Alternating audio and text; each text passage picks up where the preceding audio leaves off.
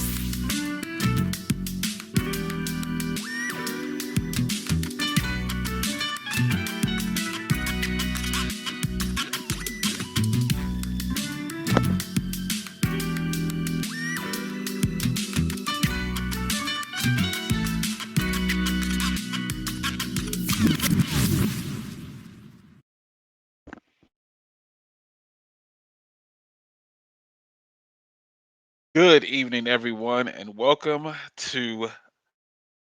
Let me see. We got a new name this time. Hold on. This is a brand new season, so we gotta add a little spice to it. We Yeah. got we got a brand new new name. It's called I Got Next, voted by the fan community base that we have here. What is going on, everybody? And welcome to season number 2, brand new season. Who this? Welcome to the Street Fighter Five I Got Next community podcast. What's going on, y'all? It's your host with the most, the man with the plan, the man without the RSF plan. It's your boy Shadow Ace on the mic, and I'll be the moderator for this podcast this evening, joined by my co-host on production, making sure the vibes are smooth. Sir Retro, and of course, I always want to first thank Sir Retro for agreeing to host this discussion. Here, the reason I've assembled you all here this evening is to get your views and opinion on the Street Fighter Five scene and the future of the Street Fighter scene. In your particular area, I know last season we had, we were talking with our local players here in the state of Georgia, and this season for season 2, we're doing something a little different. We want to branch out to see what goes down in scenes across the globe, across the map, how it goes down out here. I want to see how similar our scenes are. I want to kind of make that comparison and see how it goes out there. But I do want to thank, of course, So Retro, for giving us the opportunity, for helping me embrace this idea and just been supportive throughout the entire year on making this. I mean, we're upcoming on year 2 on this podcast, and all the episodes that we've been doing have been branched out over a course of a couple of months here. But yeah, I assembled you guys here, give you guys an opportunity to discuss how you feel about your local scene and the game in general. The game has been out for about what 7 years by now, and that's quite a long time before the next installment drops for Street Fighter Six. So each of you may hold different views towards the game and the community in general, and this is just an opportunity to express yourself in a constructive manner.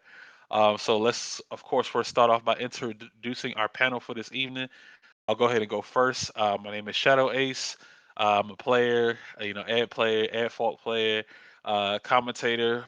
I can add podcaster now to my resume, and just all around, general good guy, man. Just trying to, enjoy the vibes of competition and try to enter events and just play this quote unquote top tier character that I'm having. So I'm excited to see what the future Street Fighter holds for me in the scene here, and just to see where it takes us. But let's go to the man on the production himself, the one behind the ones and twos.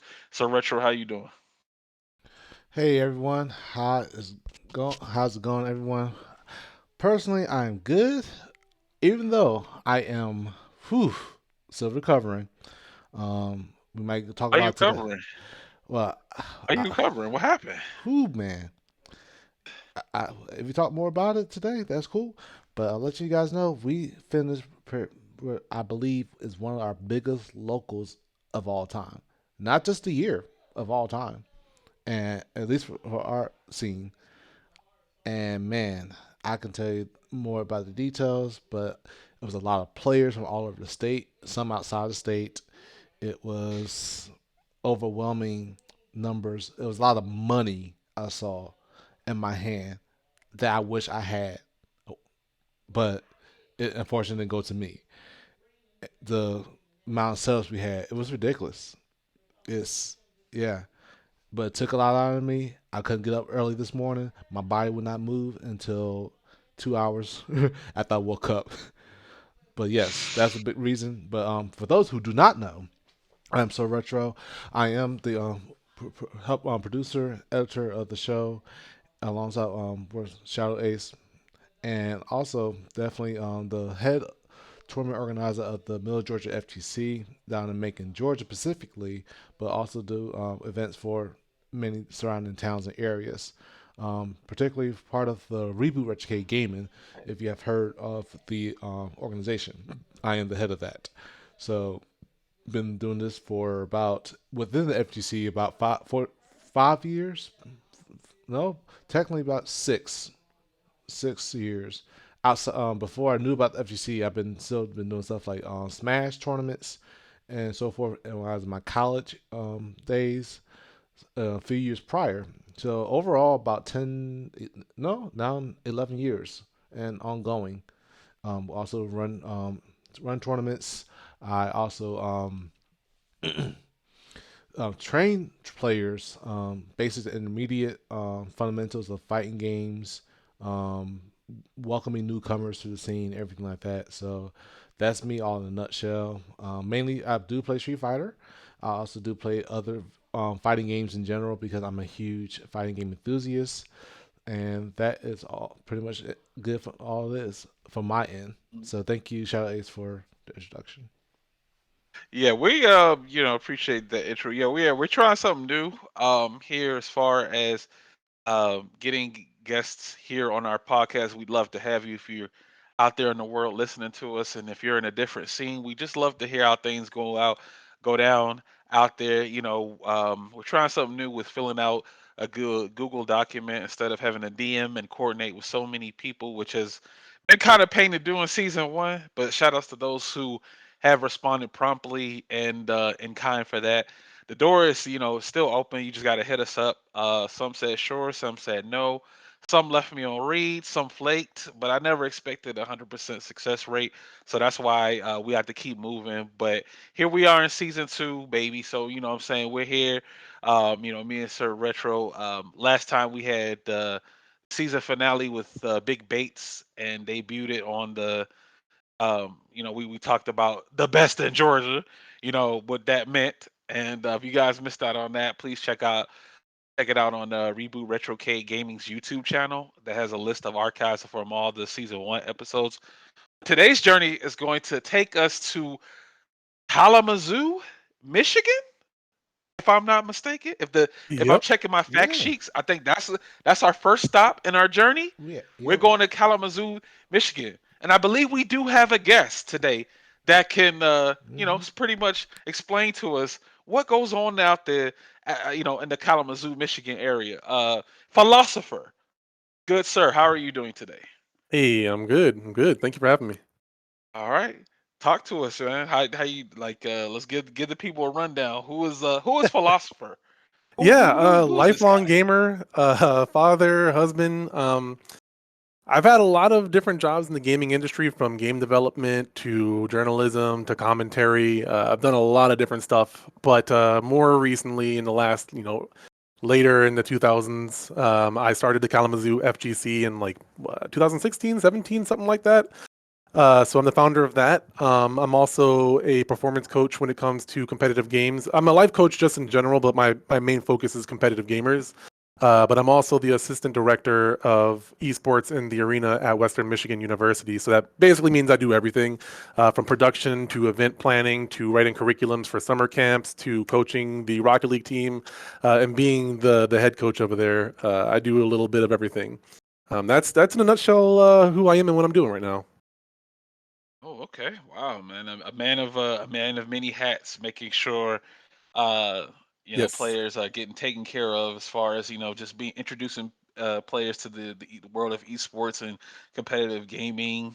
You do a lot of networking, so I'm pretty sure you've talked to your good fair share of people you shook hands with, and I believe you were even on the news before in your area too, right? Promoting Yeah, a couple oh, times. Yeah, for sure. couple of times. He was like, "Yeah, just a couple of times." That's what's up, man. That's a huge branch into getting that notification and um the awareness out there on that, man. Good stuff, man. So, we'll dive in. I'll definitely want to come back to touch on that a little bit more, but I do want to say, what is it like? What is the FGC? Well, or should I say the Street Fighter scene in particular? Like, what is the Street Fighter scene out there like in the land of Michigan, in the state Man, of Michigan? it's up and down. I think right now in Kalamazoo it's sort of died off a little bit. In replace of like more anime fighters specifically. So it used to be very, very popular before the pandemic, but I feel like the pandemic, people kind of burned out on Street Fighter playing it online. We had done online locals and we still do them. We started the day lockdown started in Michigan. The Thursday it started in Michigan, and we switched our locals to Mondays.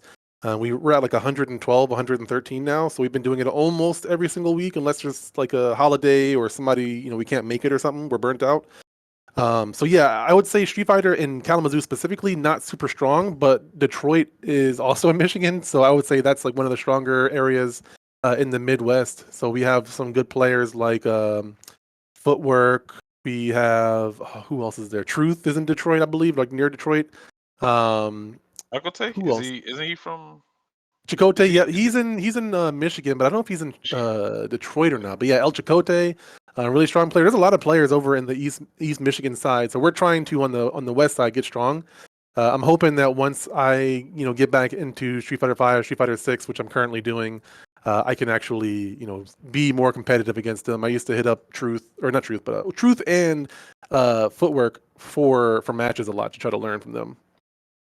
Okay, okay, kind of sounds how things a little bit similar to what was going on here in our area. How it slowed down a bit. What were your guys like? What were your events out there that you hosted? Like your monthlies, your like the venues and stuff like that. What Yeah. yeah, what's So that out currently we're there? doing weeklies. We've been doing weeklies for a while now. We were at one venue and that one shut down due to the pandemic. But we moved over to LFG Bar, so liquor, food, and gaming. But obviously it's a play on words. It's a gaming themed bar that we go there every Sunday. I'm not there usually. I might go there after this. But yeah, every Sunday they meet up and do tournaments. So that way we're always competing in something, even if it's a smaller tournament. If a new game just came out, we might do some $1 tournaments and stuff like that. I would say it's fairly. We got our regulars. We Nice. haven't been doing a huge amount of marketing since this pandemic, but hopefully once I get more familiar with my duties and my obligations, I can start to help promote the scene. I'm working on doing some things behind the scenes. We have an anime convention coming up that we're probably gonna do a tournament there, and then there's another Nice. venue that we might start doing monthlies at. That's bigger and can accommodate the amount of people that we want to have. Nice, And nice. then my ultimate goal is I work at an esports arena. I manage an esports arena. I would love to see fighting games come there. I don't know if it'll be Street Fighter Six is around the corner.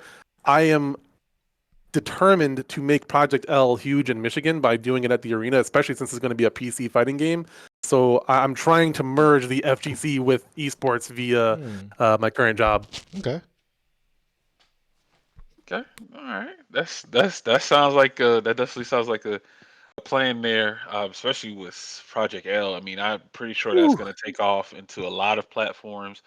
Um, Especially with it being the type of game it is. A lot of companies are going to try to dip their toes into, um, especially well with newer, newer companies, productions and things like that. They want to try to throw their hat into the FGC scene, and merging that with esports that could branch into, that could collaborate with what you got going on as far as your title and your role too as well. So you're bringing in even more people and for that type of event. But yeah, it sounds like it sounds like some good work, man. It sounds like yeah, I mean, you're not really too worried about it because you know that it's going to be a successful plan Mm. if you're committed to doing it. So that's what's up, man.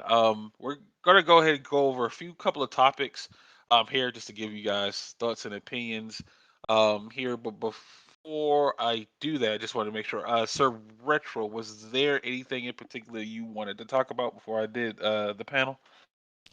Um, Not really.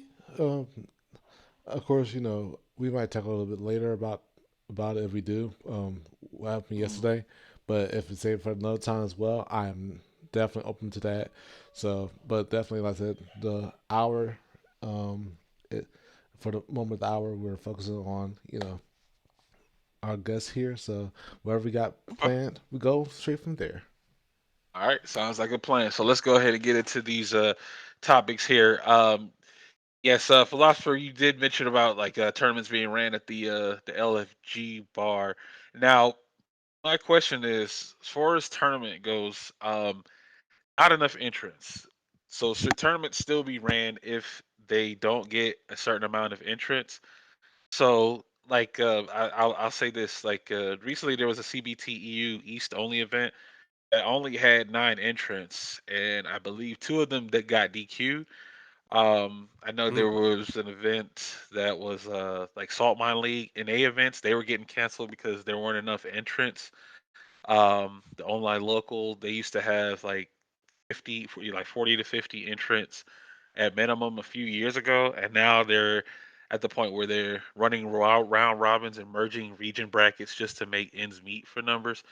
Yeah. Should tournaments still be like, say for example, like even if you go to and I remember this was a thing like way back in then for majors, like if they didn't get a certain amount of numbers, they wouldn't run the tournament. So should the tournaments still be ran even if they don't have a lot of entrants in them? I would say that depends on the situation. If a event organizer is going to go into the red or go negative in terms of profit, then I would say absolutely not because it's causing them more money than they're bringing back. So there's not really much incentive to do it outside of just the love of the game. But sometimes as you get older, you can't just keep doing things at a loss, right? I've invested a lot of time and money into things without getting anything in return, knowing that. But if you're doing it as a business, like if it's a business and not just a passion project, then I would say no and make sure that you communicate it properly. But if it's like a local, and people are there regardless, and they're going to be at that venue for whatever reason, then yeah, just run like a round robin. If it's like 3 people, that's what we normally do if it's a small turnout. So it really depends on the event itself and what their motive is. If it's more on the business side of things, I would say no, that's not a wise investment because you're not going to get your return on that. But if it's something small and you're just doing it for fun anyway, and people are already going to be there, then yeah, absolutely, go ahead and do it.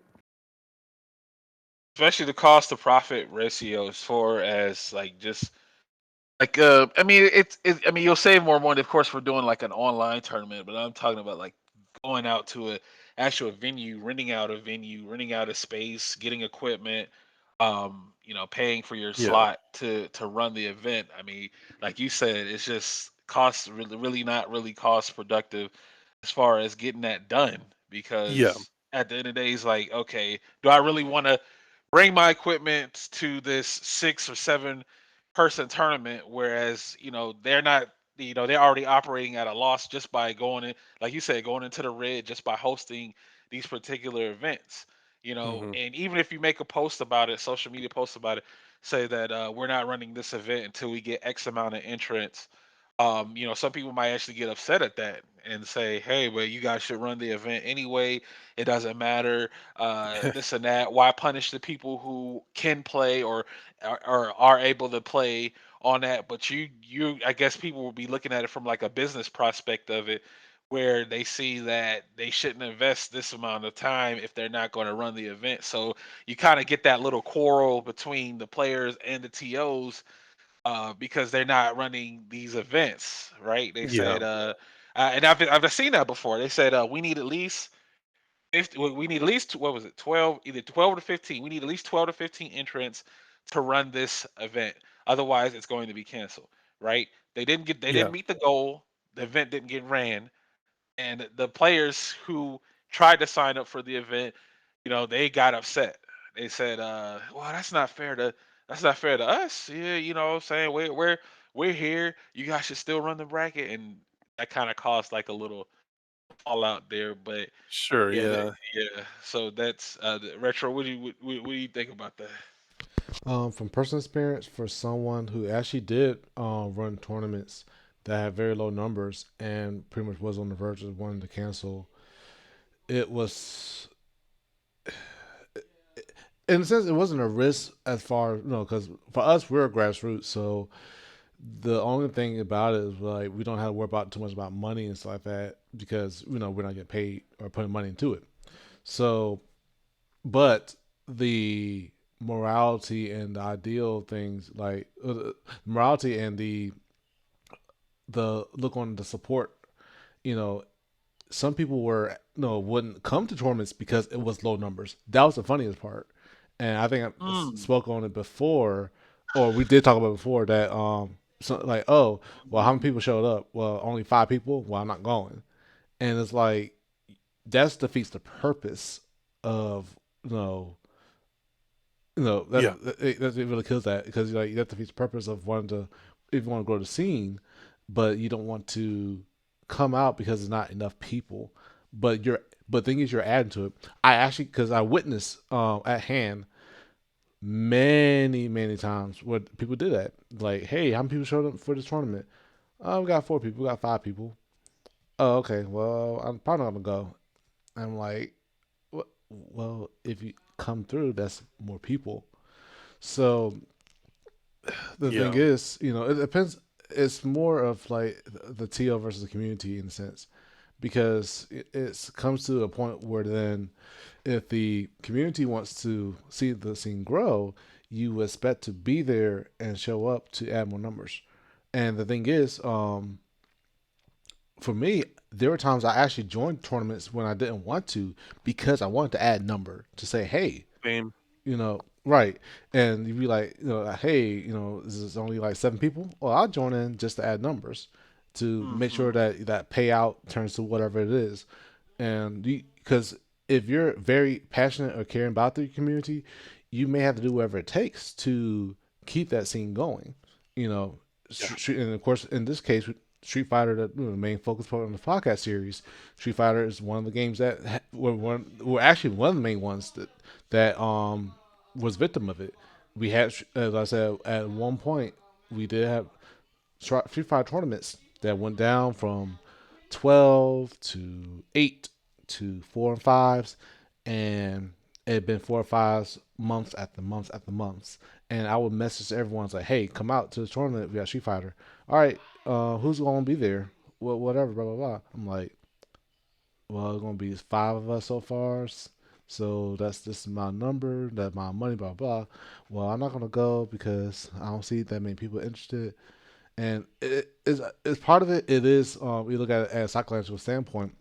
It's an interesting effect where if there's a low supply, low interest type of thing as a customer. If you look at it that way, and but if you see like there's 500 people for Street Fighter, oh man, I want to jump in too. It's a really interesting psychological effect that I pay attention to because I worked in retail. So applying that Yeah. to right, so applying that to how the gaming scene operates is a very similar concept. But as far as to But cancel it, right? I'm sorry. Sorry to cut you. Sorry to cut you off, Richard. But you know how to get people to come out, right? Right. You how do you get these people to come out? Yesterday was a perfect example. It's the magic word. What's the magic word we've talked about before? Money. What's that magic word? There it is. Yep. Whoop, Free there Money. it food. is. Free food. There it is. Yep. There it is. Let's talk about it. Let's Yes, talk sir. about it. Hmm. Yeah. Money, Yep. Money. money, yo, money. Money. They say money, money, money. Money makes the world go around and all this other. I could say Hmm. puns for days, but it's a sad point, but it really that's what it is. Hmm. That's what it is. If you throw in those two magic words to your Hmm. event, people will show up, and it has been like this Hmm. since the dawn of time. Yeah. It's if you know, and those two magic words, of course, are going to be pot bonus, right? Hmm. So with that made in mind, you host an event and you host regular events or something. The same usual suspects show up, this, that, and the third. But Hmm. guess what? If you advertise an event that has we throwing in $100, we throwing in all right, we starting out with a $50 pot bonus, $100 pot bonus, Well, this, that, and the third. Now you're gonna get these now you start to see the numbers starting to climb up a yep. little bit. Yep. Because you know what? Now why is that? Why is that? I mean, I think well, I'd rather have philosopher on speak on it first, and then I might follow up on it. Yeah. I mean, I feel like it's pretty straightforward. Like one, if you are adamant about winning or think that you can win, but you live farther away. I have one player who used to travel like an hour just to compete because he had a good chance of winning. Um, you know, Going out there, spending money and getting nothing in return other than like going 0-2. A lot of people don't necessarily want that, but if there's money involved, then they're going to be able to travel and get that money. It's bragging rights and stuff like that. But that money is something that makes the world go around. Unfortunately, at least in America, Mm-hmm. that's a tool, right? And so I think that a lot of people, one, they might want to go and participate just because even though they know they're probably going to lose, they're probably still going to want to participate just because of like how much money is involved and stuff like that. Seeing the high level matches, more money means more talent. Better players aren't going to go to a tournament or aren't going to travel to a tournament if it's not worth their investment. Because it's like I said before, if you're going to be hosting a tournament, you don't want to go in the green. But if fighting games is a legitimate business for you, like if it's a career pursuit, then you have to be conscious of your money. And traveling 2 hours and coming back home, and losing, you made a net negative. You didn't make any money. But if you go Mm-hmm. there and you make that money, that's a justification. Every time you win and make money, that's a justification for doing this and doing it again. You can show people like, hey, if you're a younger kid, you go back home with $100 in your pocket and show your parents, like, look, I made $100 playing video games. If you're a little bit older, that's gas money or that's extra pocket change. If you start winning bigger tournaments, that's rent or car payments and stuff like that. So I mean, Mm-hmm. the people who go there and travel for money, it's like on one end, it's just a matter of breaking even at the very least. Like usually when I enter a tournament, um, I want to at least break even or go net positive, even if I don't go first place. Like I want to try to make that money back so that it's just like a personal game for me. It's like a fun game. I'm not hurting for money right now, but at the same time, it's like, how long can I make these tournament winnings? Mm-hmm. Like I Mm-hmm. can put my money into the next tournament, into the next tournament, Mm-hmm. that sort of thing. So that's a fun thing for me to do when I used to compete a little bit more. Right. And because think about it, like, because even for example, like we have players that are nurses and have really high good careers that pay more than what we can offer on a yearly basis for tournaments, but they like I said, but then when they see like $300 pot or whatever, they'd be like, I'm come out. They won't like to make Mhm. even more money. So yeah, I said it is a strong motivation, like you were saying. And Yeah, I go ahead. I think it also goes back to the FOMO thing you were talking about before, the fear Mm-hmm. of missing out. Like the Mm. more money's involved, that there's going to be higher level people involved. So like the spectator Right. number is going to go up too. So it's like a very much you want to be a part of this sort of thing. The more money gets involved, I don't think it's something that's consciously happens, but Mm-hmm. I think that is something that is very much common when it comes to competitive games. Oh yeah. Um, because we're not. I'm not gonna go into it in details, but yesterday was a perfect example. I'm gonna tell you the chain reaction that led to that point. to how crazy it ended up being. We just ran our big local tournament in Middle Georgia area. How it started, one of our players was like, "Hey, I'm gonna put in $100 pot bonus for this tournament," because my idea was like, "Well, I'm gonna run a tournament. I'm gonna expect maybe 20 players at the most. If we get even 16 players overall across the 5 games, that's it. That's fine." I didn't think about that. No, we were like, well, we're not gonna have the money to get people to come out because we knew that was the idea. But as you know, one of the players was like, hey, I'll put $100 in each game. Okay, we did that. Check the bracket. Check the registration. Poke Chop showed up in the registration. My eyes widened, and I'm like, "This is you serious, right?" Poke Chop is well known Street Fighter and Tekken player, and then you know I made an announcement. I promoted that. I said, "Hey, Poke Chop's coming to town." People saw Poke Chop's name. Someone, shout out to Mundo because he's the one. He's the other catalyst behind this. Was like, "Hey, I see Poke Chop's in here. Well, guess what? I'm gonna put a bounty on his head. I'll put this amount of money for this and this more money." Hmm. We announced that. All these, next you know, Atlanta was like, "We're coming down. We're gonna put more money on this. We're gonna shut them down." Blah blah blah. And more people signed up. The registration went from 9 to nearly 20 with a span of 2 or 3 days. Mm. Now is that broke or woke? Is that broke or woke? When I say broke or woke, because we that actually Mm-hmm. correlates to FGC poverty because you Mm-hmm. putting in all this money, you throwing in all this cash, you getting all these get the players to show up and stuff like that. You think about it, are they gonna show up without the pop bonus? Are these people gonna come Yep. into Mm-hmm. town Mm-hmm. without the pop bonus? Right. And Because if so, and if that, and I'm sorry, go ahead, no, go no, ahead. no. Go ahead. No, no. Finish your question. Because Yeah, I was gonna say because if they, or if you show if a pop bonus is what it takes for players to come through and to come out, that's just a testament of mm-hmm. is that see it's like two sides of a coin. It's like two side. It's like a two-sided coin because it's on one time you like philosopher said Mm-hmm. you want to make sure your gas and your time is compensated for what you're doing Right. versus you go out there, you might not make your profit back. You go on two, you go 1 and 2 or something, Right. you're not winning anything. Or if you win the tournament, you might win just enough to like maybe get you $15 in gas or to cover your entry fee for the tournament. So the payout might not be as high without the pot bonus announcement and every all this extra money being thrown into the pot for the players. Mm-hmm. But that's the $1 million question that Mm. I have to ask: are these players going to show up without the pot bonus? Let's host another tournament. Let's Mm-hmm. not add the pot bonus. Let's not add this amount of money to the Mm-hmm. tournament. Are these same players going to come to the event? And the answer is obviously no. Mm-hmm. It's obviously going to be no because again, you want to go home with a profit.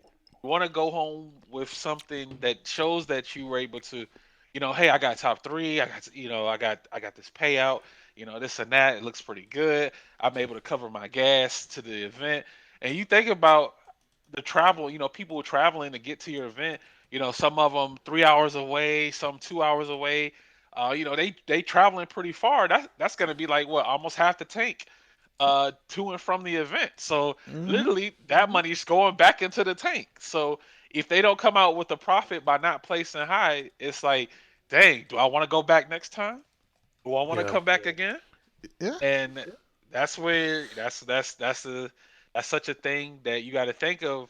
When you Mm-hmm. a player, see when you're a player and a TO, you kind of because you get both views on how you would look at the situation.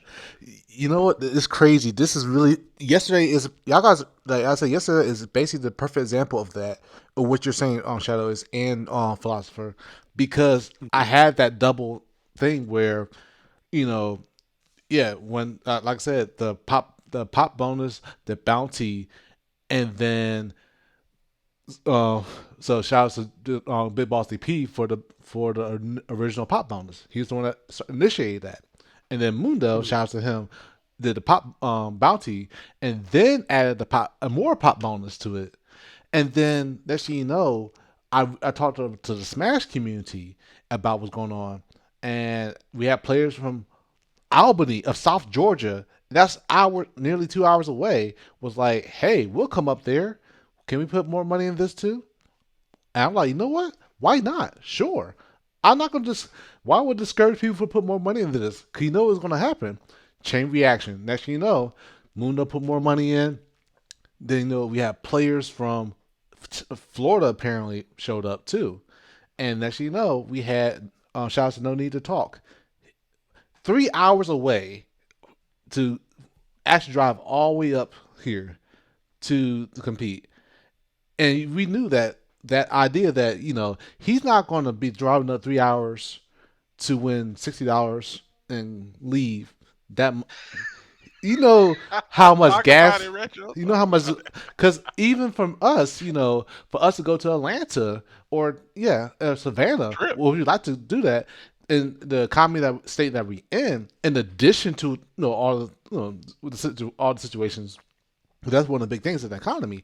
But we're not going to try to especially if like we spend $15 or whatever much to enter a tournament, and then we get $50 and like, dang, we drove like all these hours here.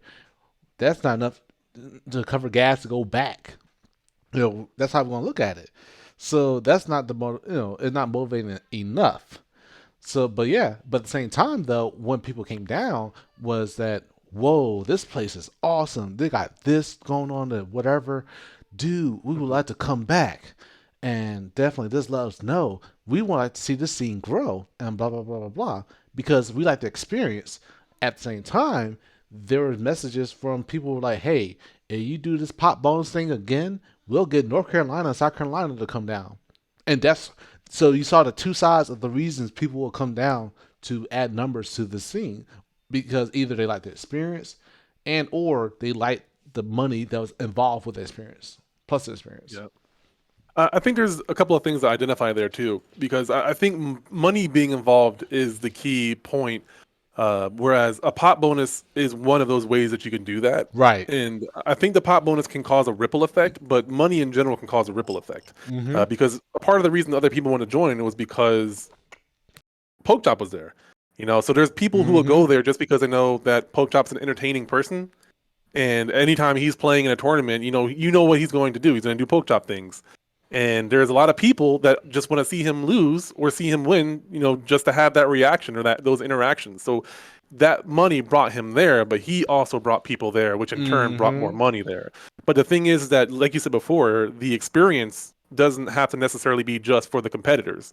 Mm-hmm. There are a lot of people who will enter in tournaments or pay a venue fee to get into a tournament for the experience. Mm-hmm. Uh, the best example I can think of is Combo Breaker.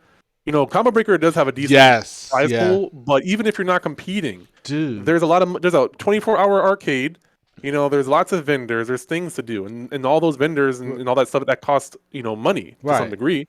You got to rent out for Tokyo Attack, and you got to rent the venue and stuff like that. So it's a very great experience overall, and that's what brings me out. I'm not going to win Combo Breaker anytime soon, Right. but I still go there because I know the experience is good. My family will enjoy it. There's Mm-hmm. things around there to do.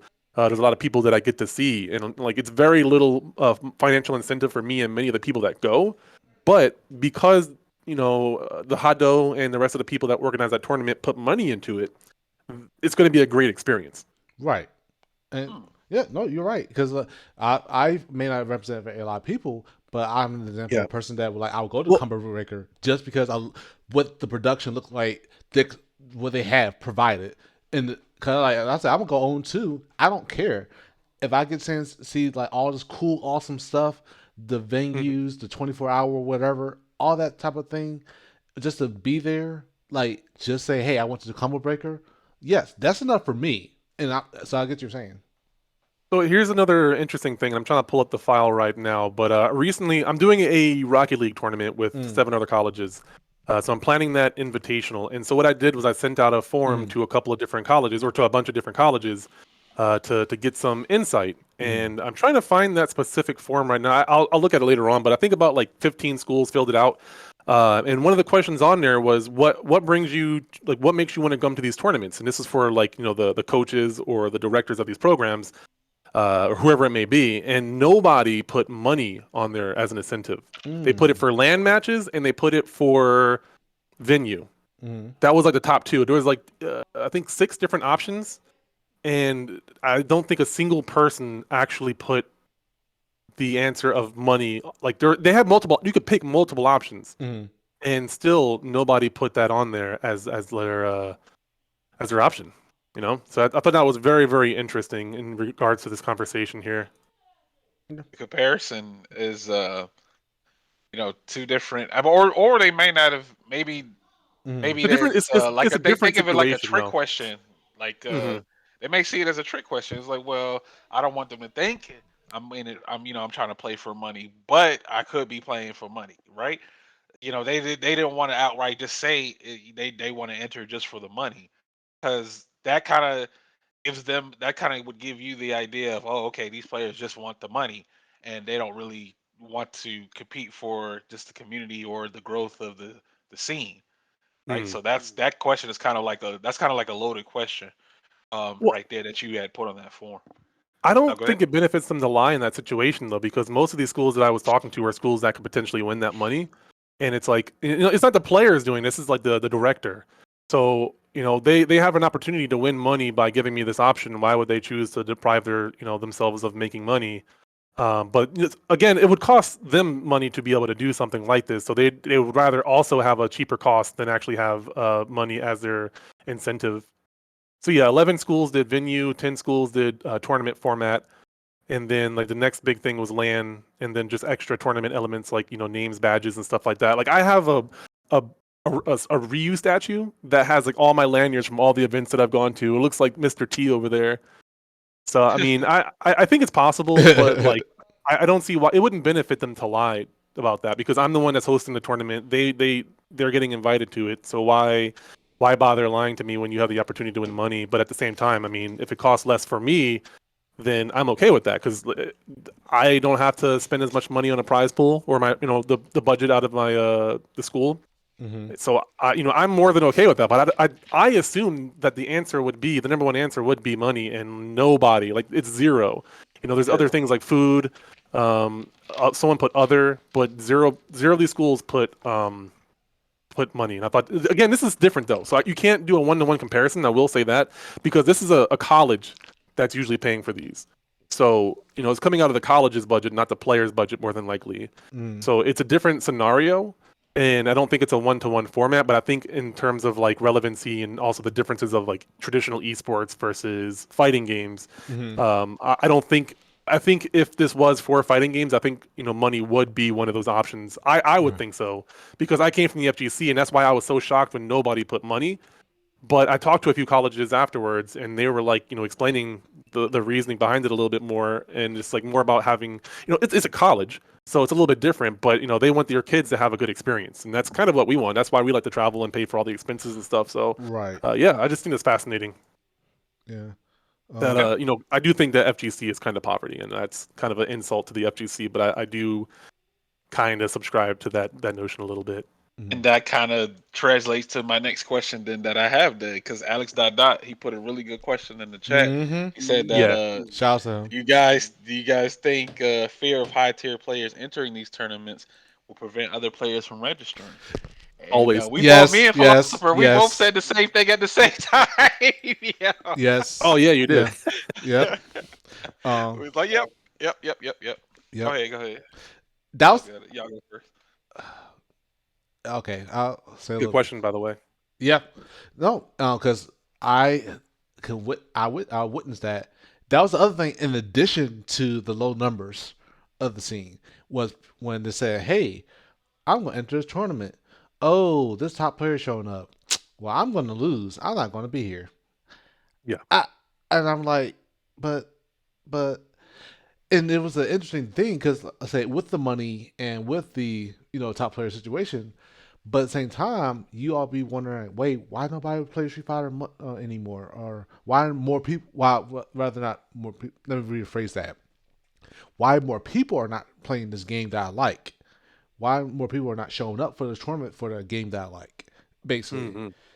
and then you turn around and it's like, oh well, Paul Chop is at the reboot tournament. I'm not going to be at that tournament because guess what? I'm going to get bodied. I don't want to get embarrassed. I don't want to blah blah blah blah. Yep. Now that may not have been the case yesterday because a lot of people went there because they want to beat him and and so forth. But um, I did experience where basically there were points where I say, well, who's there? Well, this player's here. Well, I'm not gonna go, or and then blah blah blah. I'm like, but you want to get better at this game, right? You want to get people involved, more people involved in the game that you like, right? You like the game yourself, you will want to learn or get involved, or you want to go to these events. You want to see the numbers grow. And the weirder part is that it's like a surprise Pikachu moment. But when, for example, I think it happened before. We have a good player that be showing up, and the person would be like, "I don't want to go there because it'd be like five people showed up. That's it, and then that top player's there, so he's gonna win." It doesn't, man. Next, it ended up being 18, and the person was like, "What?" I'm like, "Yeah, if you were here, you missed out." It may not have been money and whatnot made them involved, but no, people came out, regardless. So the thing is that fear of having the really good player shouldn't hold you down because here's the other thing, and we experience this too. Many of those top players actually are willing to reach out to the communities that are either starting out or in the process of trying to grow and so forth. Mm. And because I know there've been stories at times where those top players would intimidate others and would not or would ignore others or that are not the same rank as them. And because that may be one of the reasons. I have many that I experienced seeing many of the top players are like, hey, I beat you, but I can show you what you messed up on, or so forth. Or here's how to get better at a tournament where your tournament nerves, whatever. They're Yeah. they're actually trying to reach out. So that's the thing. And the people who have that fear of going out because of the top players, it they have to Missed opportunity. right. They miss out on the opportunity, and it had to take them to understand, you know, the reason of why they want to go out there because you always want to win. The thing is that you have to understand that you're not always going to win. Yeah. You know, yes, money and winning always feels good, no matter what. Like we all subjected to wanting to feel good in any situation. When we lose or not enough money to take in, we're going to be discriminate. We're going to be discouraged to not get involved or go or so forth. But the thing is, people are in this weird situation where they want something good to happen or want something to happen, but don't want to put in the effort to make it happen when it comes to a Yeah. condition that doesn't work in their favor. Whether Here's what I think go ahead. is a contributor to that too. So when it comes to that what you're talking about right now, Mm-hmm. a big factor of that is we live in this instant gratification era Mm-hmm. where we get everything now, but success isn't one of those things that you can never have instantly. Well, Right. unless Right. it's very rare that that'll happen. Think. Usually there's a lot of time invested or time and effort and money invested before you have success, and a lot of people just can't comprehend Mhm. or wait for that sort of thing. Yes, that's it. Thank you so much. Keep going. Oh. No, no. No, sorry, yeah. I was talking. I muted myself for a second there, but yeah, no, I think that this is a bit of a tangent, but still relevant because I want to point it out that I think certain people will avoid a tournament because of personalities, not just the fear of losing. So I wanted to make sure that like Mm-hmm. that's also Right. something that people will do, and I've noticed that in myself when I was younger. Just like certain personalities, just I did not jive with, and I didn't feel like dealing with. So I would avoid a tournament before I was like, why am I depriving myself of fun because of like social interactions? A lot of gamers are very socially awkward. and Mhm. don't know how to deal with that. But unfortunately, it's like, yeah, you're going to miss out. Whatever the reason may be, if you're unless it's like a truly hostile situation, and like usually that's not the case. You're depriving yourself of an opportunity to learn and get better. And also, the last point that I'll hit on is a Mhm. lot of the players that are smart that are winning tournaments. It's in their best interest to Mhm. help other players get better, because players that don't see progress are more likely to quit. So Mhm. they're going to be Mhm. losing pot bonuses, but also if he truly wants to get better and he's not just a small fish in a big or a big fish in a small pond mentality, then he wants to get other players stronger so that he can in turn get stronger too. Mhm. Yeah. That's True. my opinion on that. Yeah. Um. That's a ripple effect. And just to Mhm. add on to that, like I'll say it from a player perspective. Mhm. A lot of people they'll see names into the bracket that kind of will determine if they're going to go to the event or not. It's such and such. Is X player going? Oh, then nah, I'm not going. But if they don't see X Hmm. player's name in the bracket, then they'll show up. It's like, oh, okay, so nobody showed up for this I tournament. got a Let me go chance ahead to and win. collect this easy. Let me go ahead and collect this easy cash. Mhm. But at Mhm. the same time, I mean, that's just a competitive mindset. I used to look at it as a negative thing, Mhm. Mhm. whereas people if people aren't going to show up for this event because of a certain player was there, and that just means that it's a bad community, or there's no strong fellowship, or anything of that nature where the scene is just trying to get better. We're all well, majority of us are competitive players, right? We enter these events, we want to win. There can only be one winner at the end of the tournament. Mhm. Of course there's a top three payout. You get that recognition, or whatever, or what have you. Mhm. But at the end of the day, and then the tournament, there can only be one winner, right? There's a Mhm. chance that you could beat that person who won the tournament, but there was one or two things that you could have done that could have got you to the victory, but a certain situation happened that didn't play out in your favor, and you ended up losing the match. Okay, that's fine. You take that information, you go home, you practice or whatever, clean it up, and then come back next time. Mhm. Some people they'll do that. They may lose and then they won't come back. Mhm. They won't come back to the event. And I'm like, well, you can't let a loss like shut you completely down. And then I thought about it. Mhm. And then this clicked in my head. Everybody doesn't have that fighting game competitive spirit in them, Right. right? Right. They may be more of a casual supportive type player or things of that nature, and they just can't. They just don't want to compete, or they can't compete at certain levels because either they're not putting in enough time, or they just don't have the mentality to do it, or and it is a mental thing, being having a strong mental fortitude to do good and compete and focus on fighting games. It's a lot. It's mentally taxing. It's a Mhm. mentally taxing to constantly keep up on the latest tech, and Yeah. keep up on the latest grind. You discover new frame traps here and there, new 50/50s off of this, that, and the third. It's a constant thing of you having to level up, and people can't do that. You can help them out, you can give them advice, this, that, and the Mhm. third. But it's up to that person to take the advice. It's up to that person to actually go and listen to what you're saying. You could be talking to one ear and out the other to a person. You could give them advice, but they're not, and you go back and look at the same results. They doing the same thing like a month or two later. Well, what happened when you guys had that talk?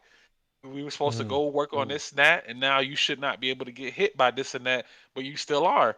So it's just about how I feel of when certain players enter a tournament, they get discouraged because that person entered the tournament. And even when I heard it from yesterday. There's just like the lack of confidence. Like there was like zero confidence. Mm. Where a person said, "Oh, well, why I got to play this person, and why, this, that, and the third." You heard that. You heard that a lot, and Man. that was just the classic staple of, "Hey, man, like it could be the luck of the draw, or it's just that you have to." You take that information, you fight that person. You're supposed to go into a fight confident. Yep. You're supposed to know that even if you don't, you might not win, but at least you didn't doubt yourself before the match started, Mm. and that can help. That can help with regards to mental taxing. Mm-hmm. Like that can help with regards to mental taxing because it's like if you go into a match thinking you already lost, then guess what? You lost. Mm-hmm. But if you go into a match thinking, "Oh, I'm about to win. Let's go. I'm ready." You might get a round or a game or two, Mm-hmm. right? You might get a game. So you have to have confidence in yourself. You have to believe in yourself that you know that you can accomplish something. And I hate seeing people doubt themselves. Like even in person Mm. where I'll sit next to somebody and they say, "Oh man, I don't want to play you. Take it easy on me." I'm like, I hate hearing that, man. I hate hearing that. Yeah, I hate hearing that. Like, yo, where is the confidence in yourself? Get your confidence levels up, man. You know what I'm saying? Just be like, "Oh, okay, I gotta play you. Let's go." And then you feeling some way, you might get that one or two lucky read, and it could change the outcome of the match. So Mm-hmm. I think that a lot has to do with the psychology of players Mm-hmm. or how they feel in certain situations when dealing with tournament nerves and things like that. So it all comes back to the mental of a player. So if the mentality of a player is not good in the matchup, I mean, like good in playing into the tournament, then guess what? They might not even enter the tournament. Mm-hmm. So Yeah. that segues back to Alex's original question: was that do you guys think fear of high tier players entering will prevent somebody from registering? And of course, we all agreed that yes, yes, and it's so true. It's so true. Like if you see a name in a bracket, you get discouraged immediately, then you're not gonna go to the event. But yeah, that's my take on that. Mm. I Yeah. But have did you got some to add on to that, but also a slightly different take. Mm-hmm. I don't think you necessarily need confidence. I I think certain types of personalities can just focus on not caring about winning or losing and play at their best. Yeah. So like, my mindset usually going into it is like I want to play at my best regardless of who I'm going up against because I want to get, better. So it's like even if there's a good chance I'm going to lose, it doesn't affect me even if I know that I'm going to play against someone that I'm going to lose because I don't give a shit. Like I don't care. I'm just going to try to figure out, okay, how does this guy play and how can I beat him? As if, I'm getting something to review those matches and whatnot. Right. So I don't think you even I think a lot of people care more about losing than they care about winning.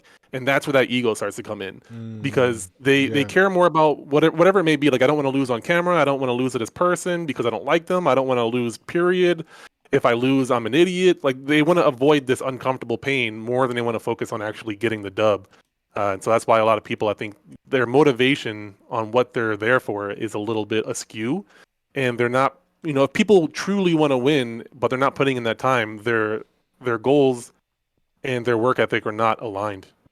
Mm-hmm. But that's also why I think a lot of people will avoid that pain of just like I don't want to go to a tournament. At the same time, though, I do want to say that those type of people, while I'm trying to be empathetic to them, I don't think those type of people really make or break a lot of tournaments in the first place. So it's Mm. not a huge loss if you're bringing in big names. So at a smaller tournament, I think there's a social dynamic where it's like it gets a little awkward depending on like how influential that individual is that's not showing up. Mm. But for the most part, most of them as a tournament organizer, not as just like an individual, but as a tournament organizer, the stronger players are usually more valuable in growing the scene. Not always, because they could be toxic, but Right. if they're not Right. toxic and they're a good person, they're going to bring more players to your locals or your majors. Right. yeah, and that segue back to what you said about personalities, player personalities, like people wanting to be around someone that, of course, that brings out a positive energy or a positive vibe, whereas it could be a really strong player, but they could just have a terrible attitude or a terrible personality. Don't want to help anybody. Don't even talk to anybody. Just stays to themselves. Shows up and pays the money, plays, gets the money, leave. Right? They're not really that socially interactive. Right. And of course, that is of course a red flag towards the growth and the scene of the community. But I also think about it as okay, that could just be the person. That could just be their personality. We may look down on it, or we may not agree with the decision that that particular person makes, Mm. and we just accept that that's who they are, right? Like we'd Yeah. like they may not even be like that, but it's just that that's how they present themselves or that's how they act in that particular environment where they may not be that social. So it's like, okay, well, if they don't want to help, they could just move on to the next person. Just go on to the next person. Like I know in a perfect world, that's how things would be. Everybody helps everybody. The community helps each other. Everybody grows in a perfect world. But in reality, you're going to have a mix of all of these different types of people. And again, being in tournament, as TOs, your customer service.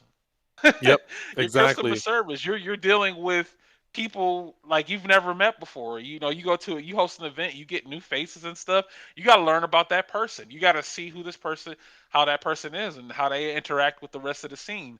You're used to seeing your regulars. You're used to seeing, you know, uh, this person here, this person there. You're used to seeing their faces and stuff.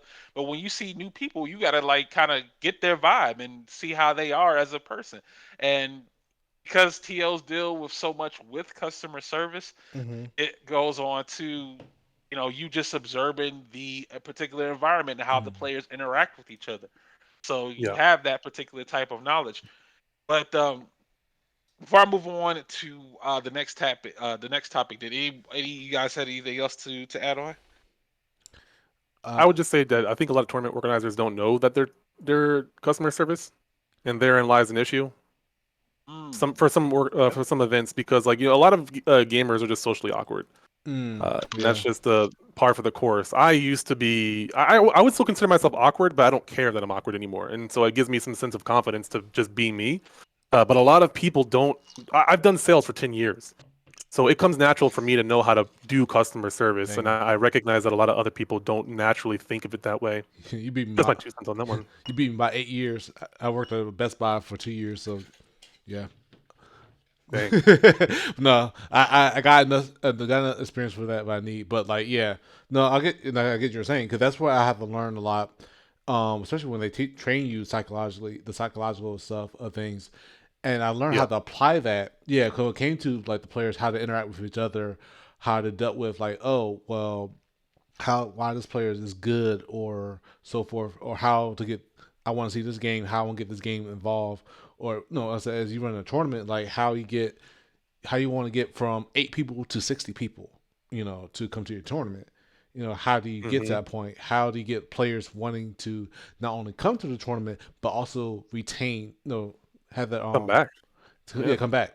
So yeah, I definitely have a like more. No, you may have you're more experienced than I am, but I definitely understand exactly what you're talking about. Because when you were saying like what you're talking about the whole time, in my head, like, yep, this is customer service. This is how retail works in a nutshell, and it Exactly.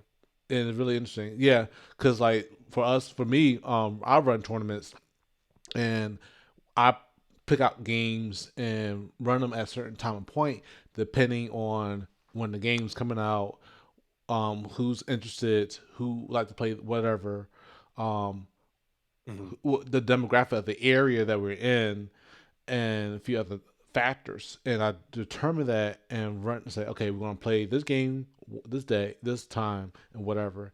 Or like, hey, well, this time of the season, people want some money. Let's put money into this one.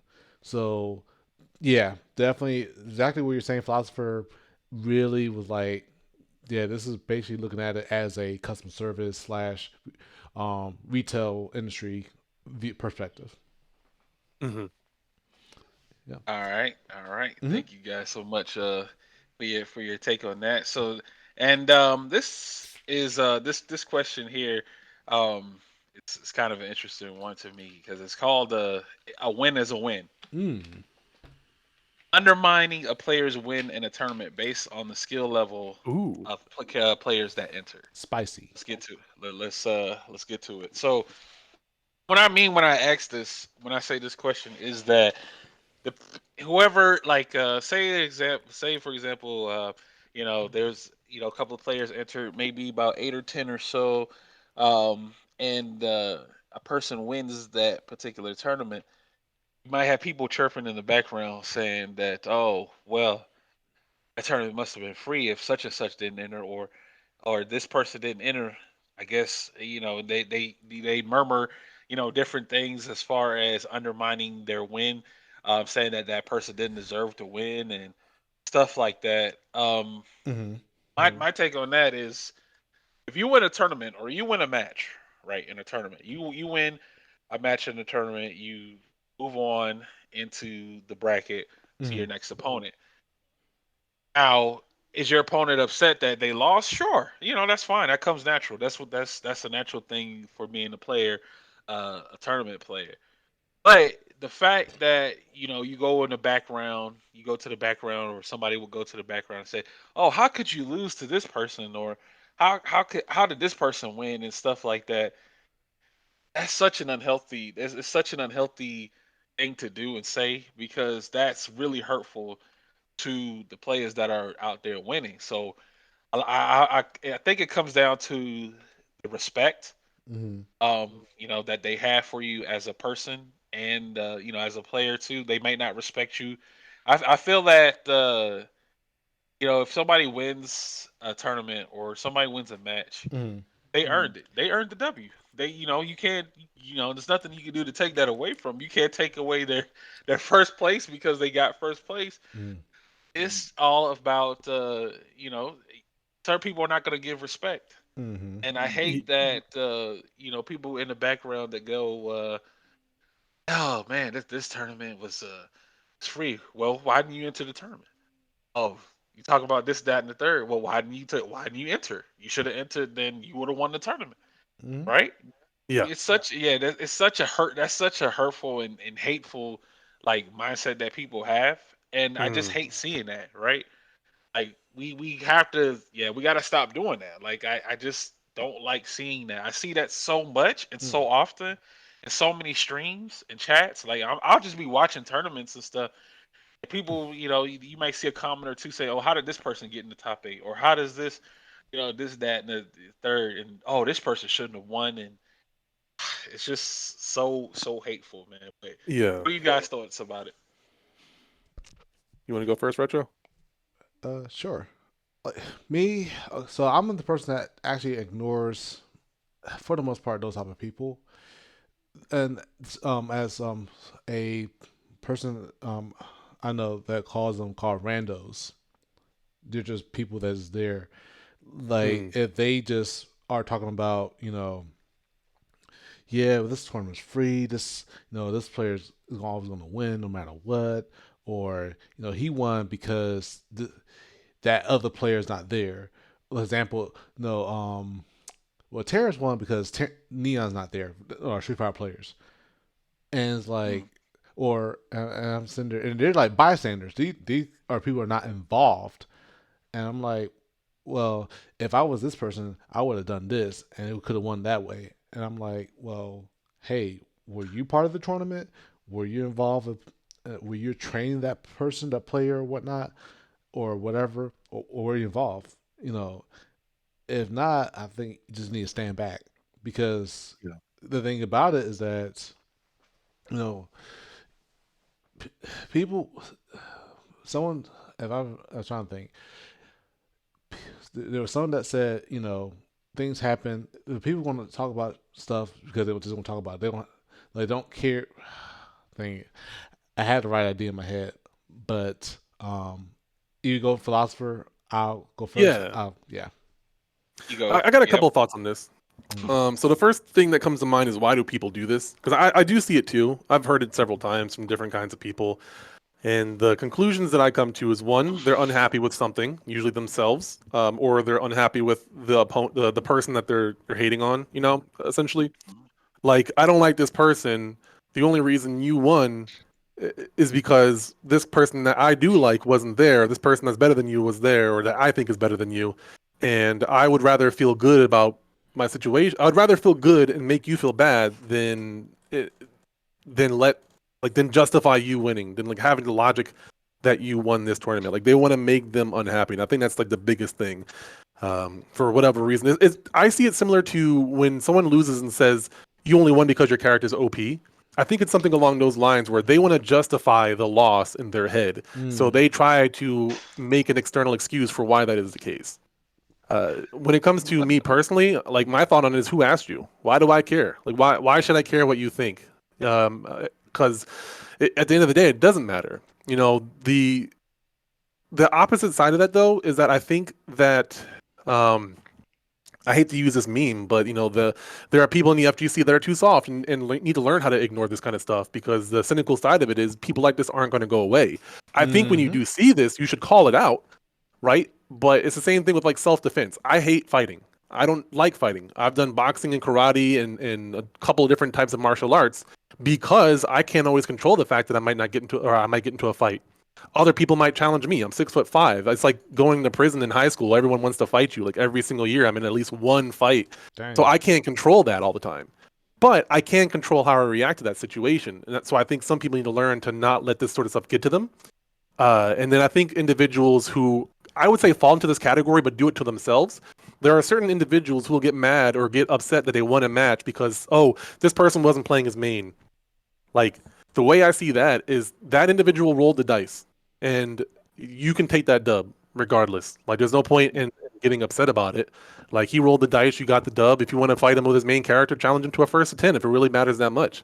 You know, so that's sort of my take on it. Is that I think some people are just like they are hateful and mean and want to hate on other people to not, you know, to feel better. And then I also think people need to just not care about those kinds of people because they're haters. Mm-hmm. Exactly. I that's really how that sums it up for me because like you said, oh, they didn't win. Oh, you only won because they weren't playing their main, or they didn't play their main, so that's why you won, or something like that. Like, Yeah, like you said, ignore it. You said ignore it, but it comes to a point where it starts to get annoying. yeah, for sure. Like it starts to like, you're at the point where you might have to actually check that person to figure out what is their problem, Mm-hmm. right? Yeah, And for the most part, like me, like I'm really calm. Like it takes a lot to get me upset, Mm-hmm. but I see things. I may see. I see things that go on where, people may ask, how did how did Shadow Ace win, or why is Shadow Ace in grand finals and stuff like that. I see that a lot from particular individuals. Like, I've been ignoring it for quite some time, and now it's to a point where it's starting to get annoying me where I'm seeing it. So, um, I was on the verge of just like, messaging this person, "Hey, what's going on? Let's talk about it. Like, what's your problem with me? You got an issue with me? Stuff like that." I want to think about it, but then at the same time, on my mind, I'm thinking, "Yo, I don't care.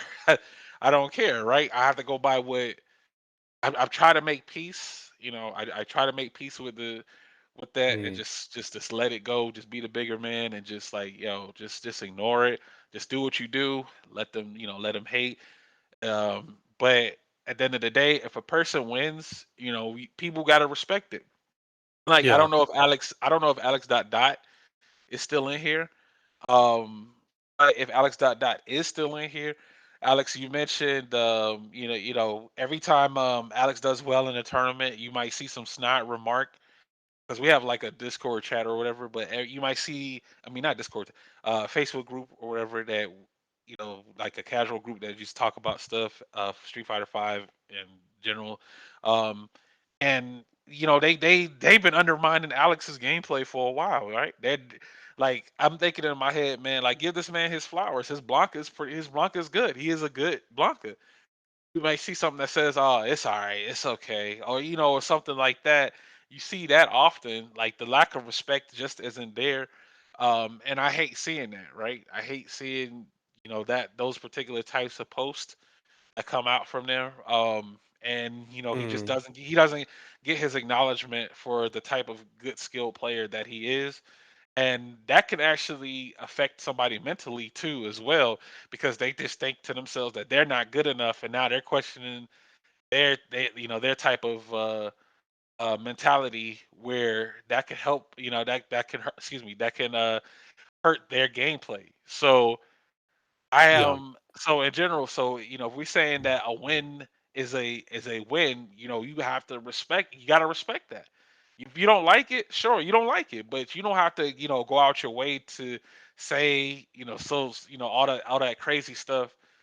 it's pointless, right? And like you said, philosopher, they may be upset with themselves. There may be something going on in their lives personally that's not working out in their favor, so they're angry, so they try to use that as an outlet. And Mm. I think I think that's true. And now I'm starting to think that's true because when you said that, I was like, maybe that is the case. Maybe there's something going on in their personal lives where they're not happy with something, and they just trying to lash out, um, you know, try to vet to validate themselves to feel good or whatever. Hmm. But at the end of the I don't pity day, them though. Mm. yeah, I don't. I Yeah. just ignore it. I just Yeah. ignore it because it's such a hateful mindset, and again I just hate reading and seeing that. I see that a lot in the chats. I see that a lot in groups and stuff. So at the end of the day, Yeah. you just got to be who you are, man. You just know who you are. Just keep your positive energy, keep who you are, and just keep moving forward. But I think we Hmm. just gotta. I just hope people, whoever is listening to this, can know that just to please respect your opponent, man. Just respect your, respect the people that are putting in work for, placing in their tournaments and stuff like that. Like shitting on them isn't gonna Oh help man. anything. Yeah, it's not gonna help anything. So let's try to be a little bit more positive, Mm-hmm. man. Towards players and stuff because that over excessive passive aggressive type energy that can make somebody not want to play anymore. So we gotta stop doing that. And but yeah, that was pretty much yeah, my take on that. Um. Do you have anything to add, Retro? Yeah. I just got back. Yeah. There were, as there many cases that I've seen, people make excuses and so forth why the person doesn't deserve to win, and yeah, I pretty much covered it for the most part. And Yeah. it's, like I said, I tend to ignore them, but at the same time, especially if you're a person that wants to help see the community grow, and the thing is, they're constantly are engaged in it as a viewer, so forth or so forth. Now, for me, I like actually would rather challenge them and say, "Hey, well, can you beat this person? Can you do this or whatever that this person can do? You know, can play at your best and beat this person or type of stuff." I mean, normally I'm a person that would challenge people who try to um, discourage or disown or I said or hate on the person, and I'm like, can you pull off that person plays because no he the person succeeded obviously because whatever happened, you know. Mhm. But the thing is, with no, you're not. You just sitting there sidelines. You're just you're being benched, and you seeing this person like taking all these shots and so forth. And yeah, the other team may not do well, but then but the guy won because but you've been on the bench the whole time. Would you do the same thing if you've been out on the field yourself? You know, if sit on the sidelines like, well, like for example, like I look at people who are football fans but don't play football. You know, well, your team, if I, your team won because um Oh my God. you Yeah. can't they didn't throw the ball or they didn't do this or they got injured or so forth. That player got injured. That's the reason your quarterback got injured. That's why y'all won. Blah blah blah blah. And I'm like, well, would you be on the field yourself and do it yourself? Because I don't see you out there. And that's how I learned how to challenge people, even though that like I said, I'm not going to be aggressive, but I have to put them on the floor because the thing is, they personally don't struggle with something, and I have to say, you got to face you got to face something within yourself and put yourself and then willing to put yourself out there if you want to see that type of success that person made that you're hating on. No, you can hate on the person all you want, but you got to respect that what that person does, because if you're not doing something for yourself, you're not going to respect anybody else that do for themselves. That's Yeah. the bottom line.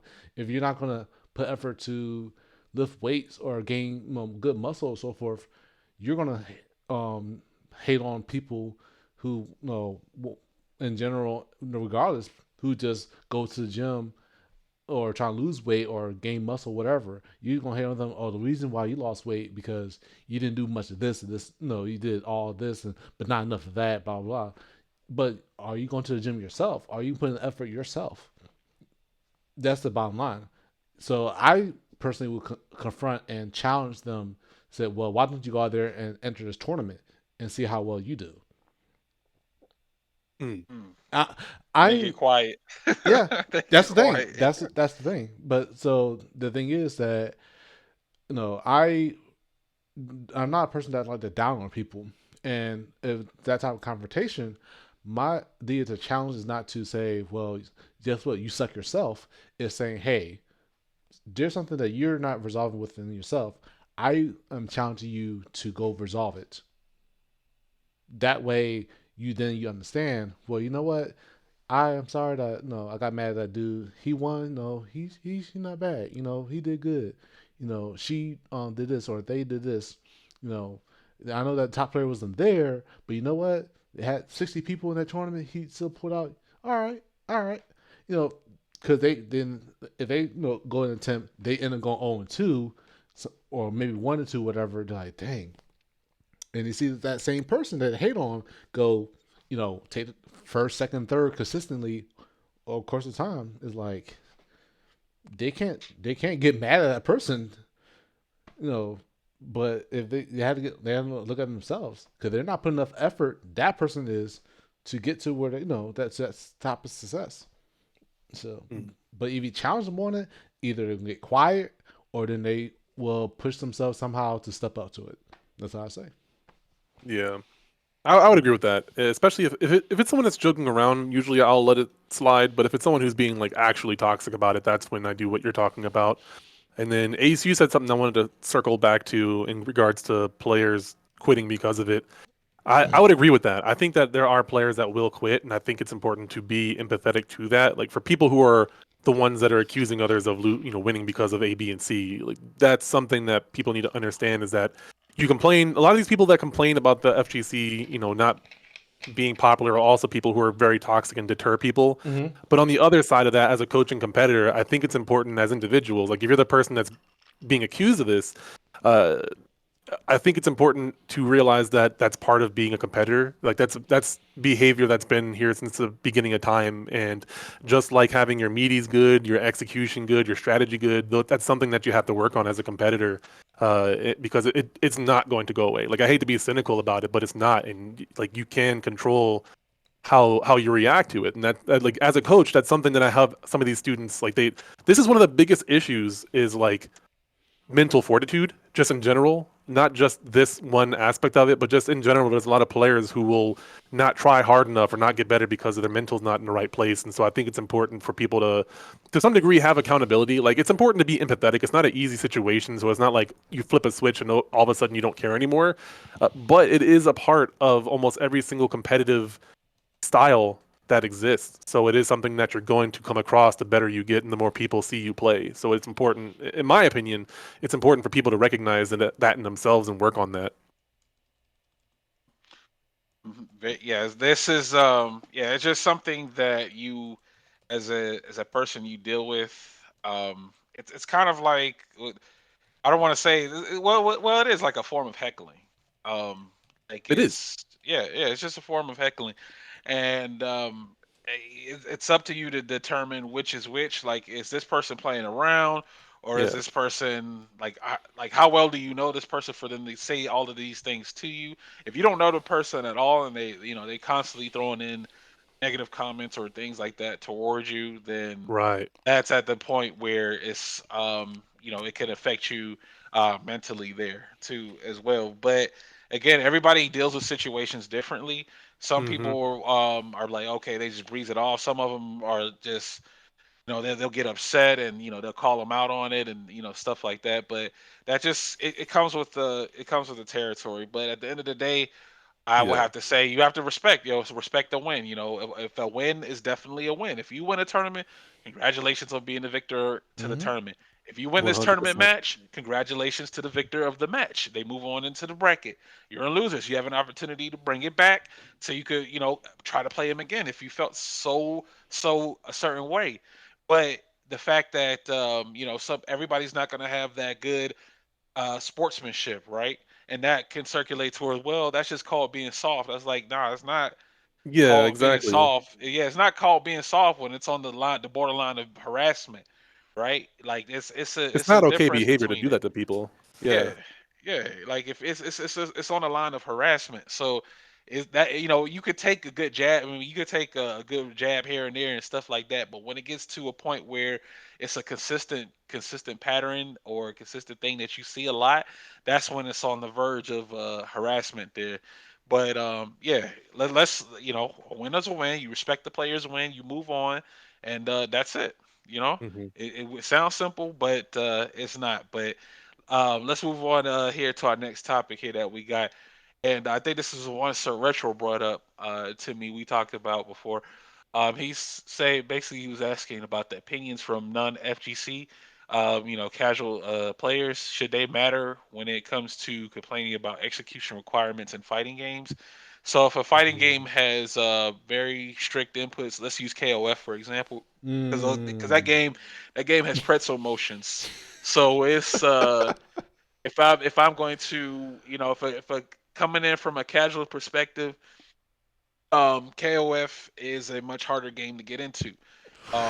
For brand new, especially for a brand Jesus. new player, there are players who have, I mean, there are characters, of course, that are on the easier execution side, but they still have some depth and complexity to them, for them to be an effective character versus another character who has like maybe 10 or 15 move sets.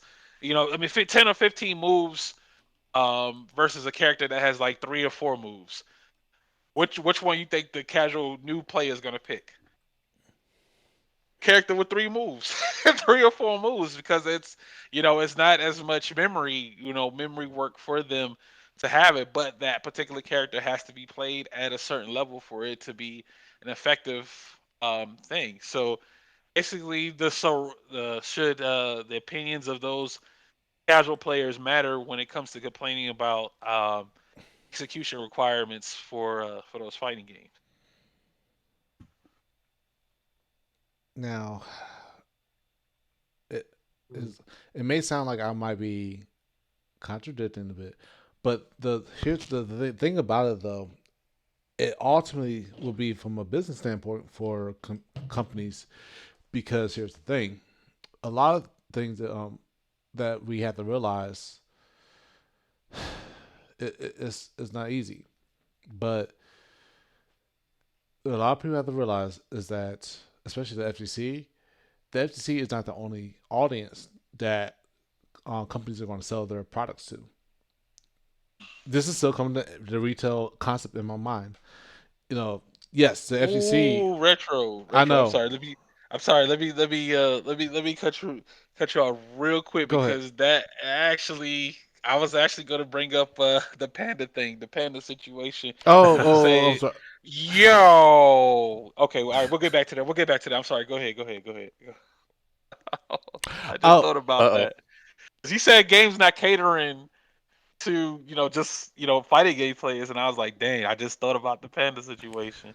We'll go back to that, but no, I'm sorry. Go no, ahead, you're Retro. good. Because when you're saying like not FCC people, yeah, like the big thing about it that gets in my head, and I have to think about so many times is yeah, not FCC people should the voices matter and was how the gameplay operates. It should, but the problem is that the number of people, the number in the audience. The FTC, like a lot of people don't keep forgetting that the FTC is a small number within the general audience. We can be million or millions or a couple millions, but that's in comparison to the tens of millions, hundreds of millions, even billions of other people. You know, example, my girlfriend is a perfect example because we both play Street Fighter. I play more competitively. I know how to do the quarter circles. I know the half circles, dragon punch, all that stuff like that. She And I can tell my dad, my aunt, who all my family, whatever. For example, they don't know what that means. They don't know how that input operates. But the thing is, you look at the standpoint for a company's end, their idea is going to sell. They're going to make money regardless. They want to have it where not only just me as a competitive person to buy this game and get into the game and play it, but they want people who are my mom wants to buy it, my sister wants to buy it, my girlfriend wants to buy it. They want to make money regardless. That's the ultimate thing that the company's going to look for. They want millions of people to buy this, regardless of they're competitive or not. Now, as far as the tournament situation, where it comes to more competitive things and like the lack of example, get rid of Smash is a perfect example because I think that might be catering towards your upcoming topic about Panda, but Smash is a perfect example because the thing is, that game itself is a simplified in a sense compared to traditional fighting games. It's simple and so forth, where anyone can pick it up. It doesn't have to worry about the core circles and all that type of stuff. So chances of the non-fight FGC or non-fighting people can have a voice opinion about what goes on in the game, maybe, but and more than the competitive people. So that, and then also the developers too, what they want to desire how the game should be designed. Unfortunately, there was a point where that the competitive people decided to have their voice on it to try to push away from the non-FGC, like they don't matter. But is I think non-FGC voices should matter because at a point they want to get involved and try out a fighting game and will like it. The fact that you have now Street Fighter Six, for example, is going to have simple and modern inputs, so you have both of them. But there's this weird debate of having the simple inputs involved. But that happened in Marvel 3, that happened in Marvel Infinite, and a few other fighting games. And the thing is, the non FGC people, they like the idea of doing down down for DPs or whatever. That the FGC people, they don't like it. But I'm like, the thing Mm. is though, the FGC people want those games to be successful and make good money to see more sequels and more content and whatever. But there are a small number of people. There is a small number. Only a million. No, they're going to fill up a million at the most for sales. The company wants millions of people for millions of sales, and it's going to take more than FGC. So the non-FGC people Yeah. got to be involved in the sense. Street Fighter Six, the way it is being designed now, I am pretty much the way it is. It's going to, I believe, might actually help best of both worlds. Because my girlfriend may not want to play fighting games, play the fighting games versus mode, whatever content, whatever. She sees single player, you have single inputs, the simple inputs. Oh, she loved the idea already. But for me, I'm competitive. I'm going to like the more traditional inputs. I don't like the more competitive hardcore stuff. Mhm. So that's the thing. But then you have the FC like, man, why they put the simple controls in Street Fighter Six? This is so dumb. This is going to be an easy button masher tournament, and blah blah blah blah blah. These players, and the thing is, Street Fighter Five was an example too, where it became more or less simplified and easier for people to get into. But but what you saw a lot of numbers grow at a point, was as a result enter tournaments Mm. and other stuff because the idea, I think, I'm not sure what it was, but the idea with the digital Street Fighter was like, well, with Street Fighter 5, like, well, anyone can be Daigo now. I can do the same combos as this. I can do this. I can do all this stuff and don't have to worry about doing like 500 button combinations and all the type of stuff. You know, those non-NPC people can do those 10 hit combos just like Daigo, Mako, Just a Kid, Punk, whatever, so forth. The other people can like, oh, snap, I can do that stuff too. Cool, I'll buy the game because of that. That's what the company wants to see, and ultimately, they want to make money off of this. But the FTC is like, you're taking away this, you're taking away individuality, you're taking away the traditional thing. You're taking away the hard work we put in to do these combos and so forth. You're making it easy for everybody. That's stupid because then that means my cousin, my 8 year old cousin, can beat me, and I don't like that. He could, but whatever. Yeah, it's like it's that really. It's tough, but you have to ultimately look at the end what the company's goal is. Ultimately, they just want to make money so they can make a next Street Fighter, next Tekken, or whatever, and so forth. But who they had to cater to between the FGC and not FGC, you know, between a hardcore, maybe more supportive group that is a small number in comparison to this huge amount of millions and billions of people who are not, competitive, who are not into the fighting games, don't know what a fighting game is, and they want to play a fighting game, and they don't care about competitions or all that type of stuff or tournaments. They just want to buy the game because they like to see the cool stuff and do it without having the traditional inputs. Who, but what, no, what the company want to look towards to make more money off the 1 million of the FGC or 50 million of the non-FGC. Hmm. I think but putting the, let Oh, me I'm sorry. add on to the oh no, I'm sorry, were you done? No, I'm no. sorry. I think I was sure I went off tangent, but that's my idea of what I thought he was going with. It was yeah, basically it does matter. Of course, yeah, it does matter because that is your potential player future, player base, consumer base is that if people aren't playing, if you don't get numbers, if you don't get people talking and playing about your game, nobody's going to talk and play about your, talk and play about your game. So, let me give you guys a quick little story. We got to go back in time for this one. It was a game that came out maybe around what 2011, I don't know, 2009.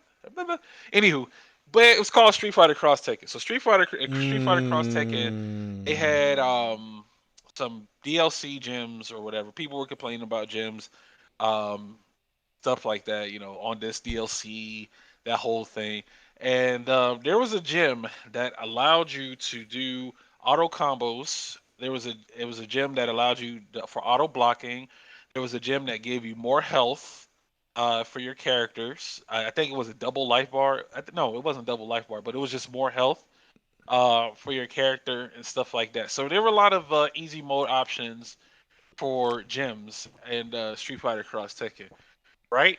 And some of those gyms you had to pay for them. You had to pay for the gym packs. So I think they were like 4.99 or something like that for these packs and stuff. mm, And people were using them in matches, right? Were a lot of people upset that these gyms were being used? Of course they were.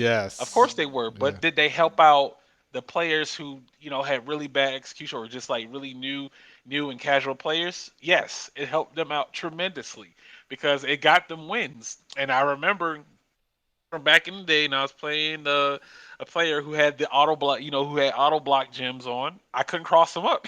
I couldn't cross him up because the gem would always activate and he would block. So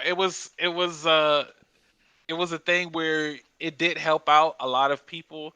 Um, Mm, and as far as getting into fighting games, because even without the gyms, um and another fighting game came out, it gained their interest. Like they got interested in playing fighting games because they were winning these matches with the gyms. mm, So it's like, okay, let's see what other fighting games are out there, and they want to try other games.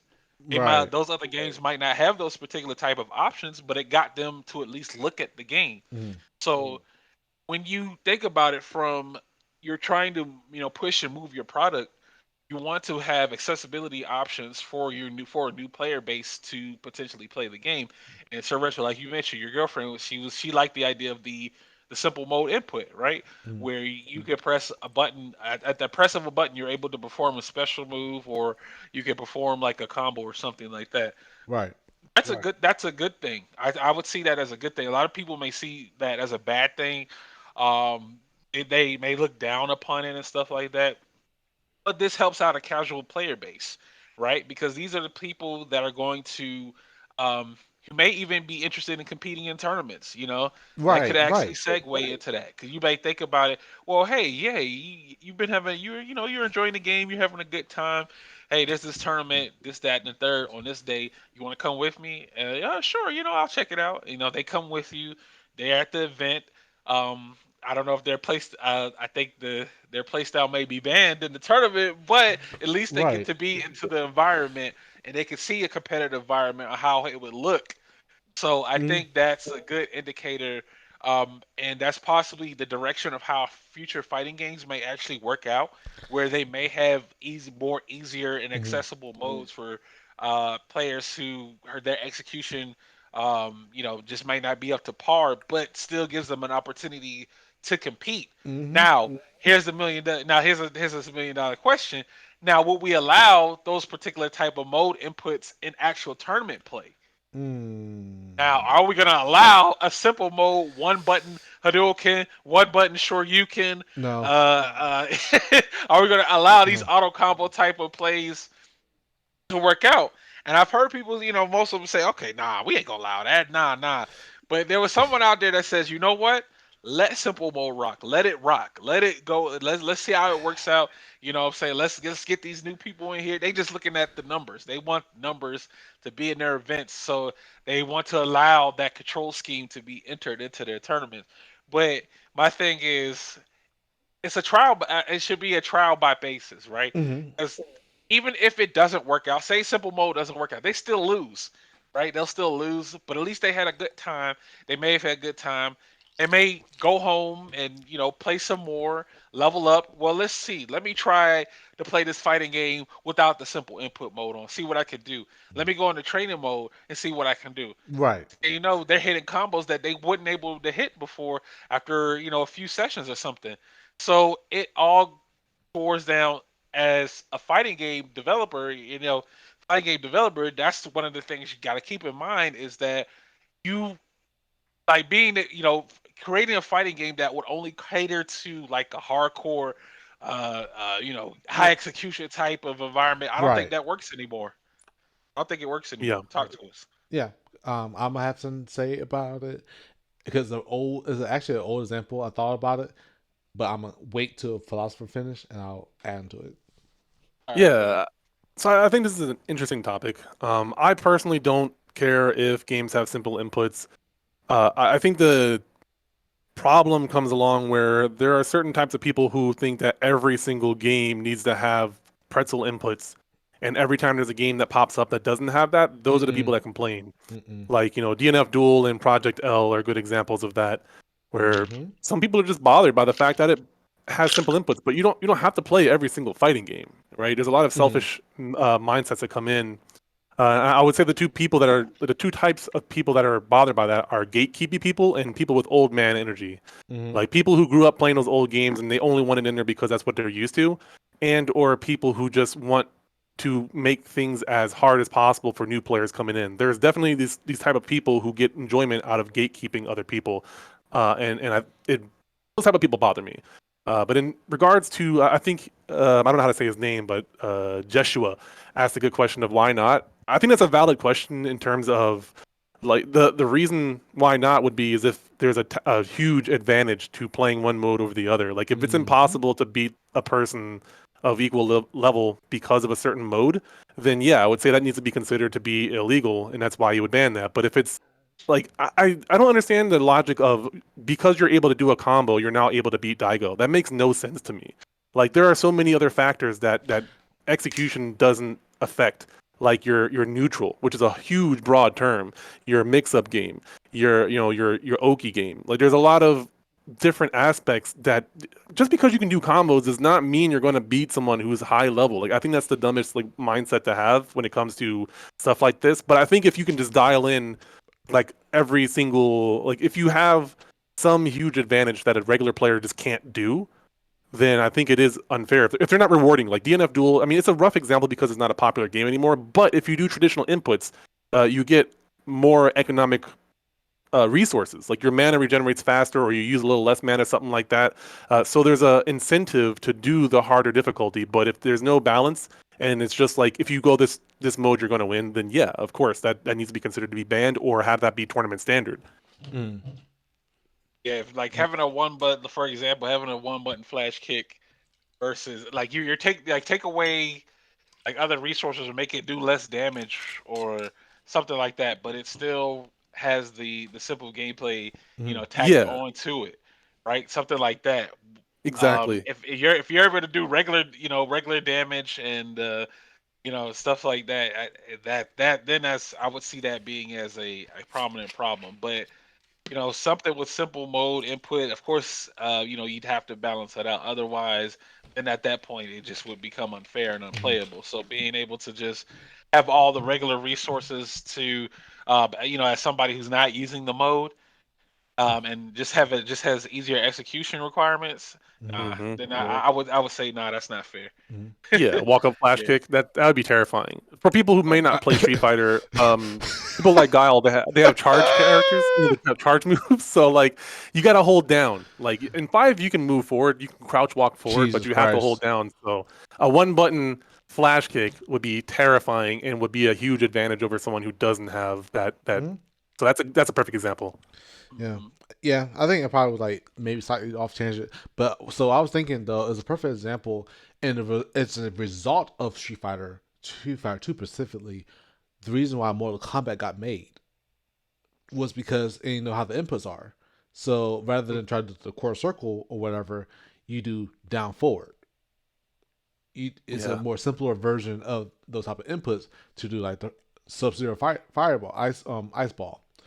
No, Ed Boon designed the system to where it seemed like it was no, cause in Street Fighter, for example, not only just the input system, but also too like how the F9C feel about getting dizzy.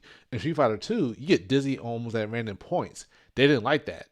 Ed Boon designed the fatality, the dizziness at the end of the fight when we actually ultimately lost because they didn't like the fact that you got beat so bad in Street Fighter 2 or got one hit and you got dizzy. Let's add dizzy to the end of the fight so you don't feel bad for getting dizzy while no in the middle of the fight. You get dizzy at the end when you actually lost. That was how dizzy was designed and the fatalities, and then the inputs too, where the people who didn't like the complications or the not see saying, "Oh man, the inputs are hard to do. What's the core circle? What's the dragon punch, so forth." And Ed Boon was like, "Well, here's the down forward, here's back forward, here's forward forward. This is how you do the special moves. That way, it's easier that way, so you don't have to worry about whatever." That design of Mortal Kombat was the response to the complications and the more competitiveness of Street Fighter Two. If you actually do if you look into the history behind why how Mortal Kombat was made, so thinking of that, I'm looking at that applies to now.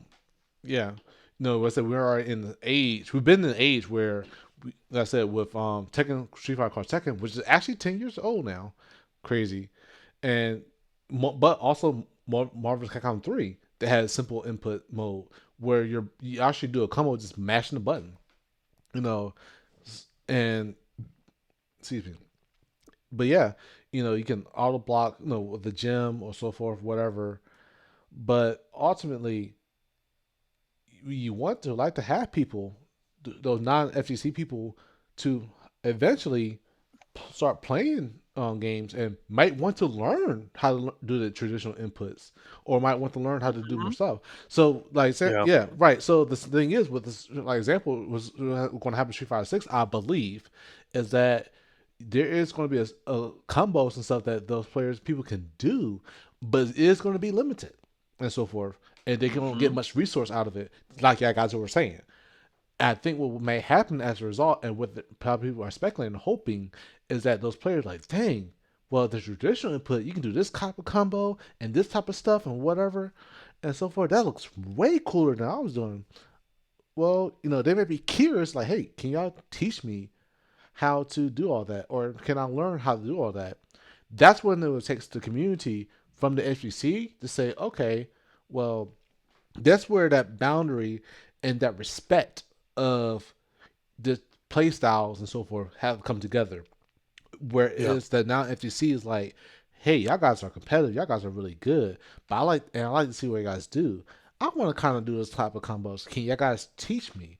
At the same time, if you see people like, hey, y'all, I know see you do a little combo here and there and there, but I can show you some more stuff if you want to. When that connection, then the thing is, if that connection is made, that's when you start seeing there's non FCC people may potentially become part of the FGC.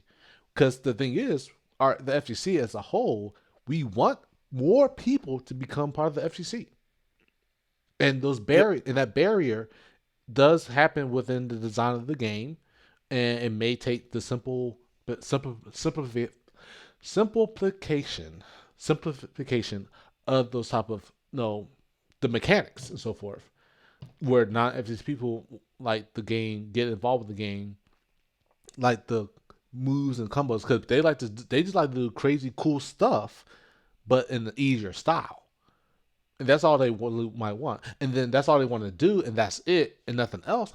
That's fine. If they spend their $60 to buy that game to just do whatever they want and button mash and do the crazy stuff in whatever fashion they want, and they're okay with that, and nothing more to be more in depth with the mechanics or fundamentals, that is fine.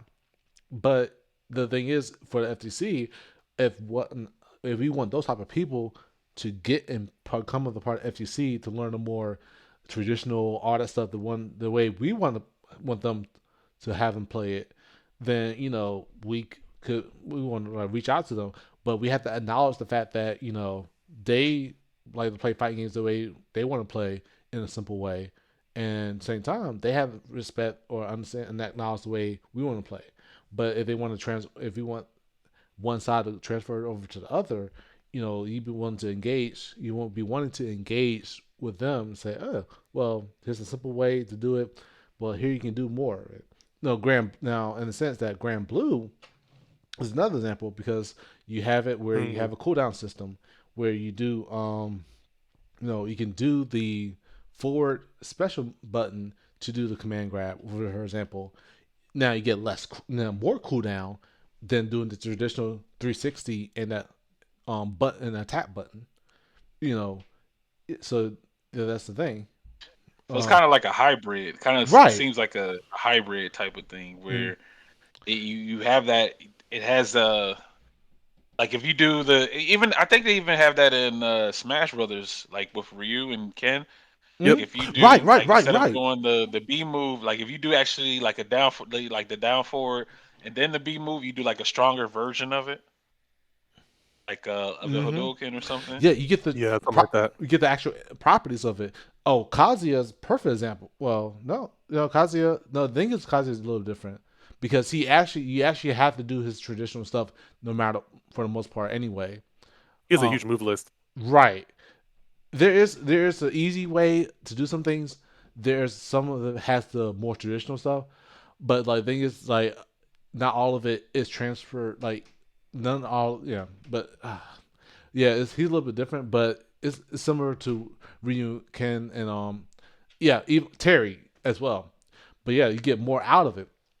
It's the problem of not only just that having hearing the non FGC voice being heard, but also the other FGC problem is that they wanted more people to get involved, and it would take to somehow convince the non FGC to get to that side because we want to see that scene grow. Yeah. That's the other struggle about in addition to it, because we always talk about I want to see more. I want to see 100 people play Street Fighter. I want to see more hundreds of people in our tournament and so forth. There's a thousands of people that are not FGC at all, don't know what a fight game is or don't care about it. How do we get them to want to come to our end? I, Yeah. as a TO, I have went through that phase where I try to push people like, "Hey man, try Street Fighter." No, it doesn't. No, that's not. That's kind of hard Too for hard. me. That I now I play. I love KOF to death.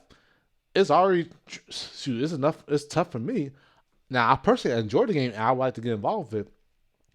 I know for sure I cannot try to convince people who are not fighting game fans to try to play KOF. because that is a Yeah, Yeah, right. that's it's a time that commitment. that's But very that's a it's yeah, a hard task. It's right. a very very hard task. I, But I think now, from a mhm. from a developer standpoint, I think it's something that people need to keep in mind is that there's a lot of other games that are not fighting games that are coming out that are really good. So fighting games aren't just fighting for attention from other fighting game players or other fighting games. They're fighting for attention against games like God of War, games Mhm. like Call of Duty, Mhm. Fortnite. Like these are games that are pulling their attention away. So how like taking weeks to get better and see results in a game like KOF or like Tekken, those are good games, but those are hardcore games. Those are like, Elden Ring, but not enough rewards to get back. So there needs to be an incentive to get people to feel results quickly. That's why a lot of MMOs, you level up so Ah, fast nowadays versus, the grind you used to have if you're an older guy like Mhm. me, I'm 35. There's a lot of grinding you had to do. Maple Story, you can get to like level 100 in like a couple of weeks now versus like a year or something like that. So the reality of it is for newer players coming into Street Fighter who don't have legacy knowledge, they want to get good at the games fast or they're going to move on to something else. That doesn't matter how people feel about it. That's just the hard facts. Right. At the same time, FGC are they're the most likely to be return customers. They're the most likely to keep playing a game and be dedicated to it. So it's an important incentive for game developers to acknowledge them too. Mm. That's why you don't just see a simple mode and no old school mode because those people are the ones that are going to be entering the tournament, that are going to be promoting it for the long term when it comes to like CPT and Evo and stuff like that. Mm. That's a long burn. That's a long investment that they have to hope works out.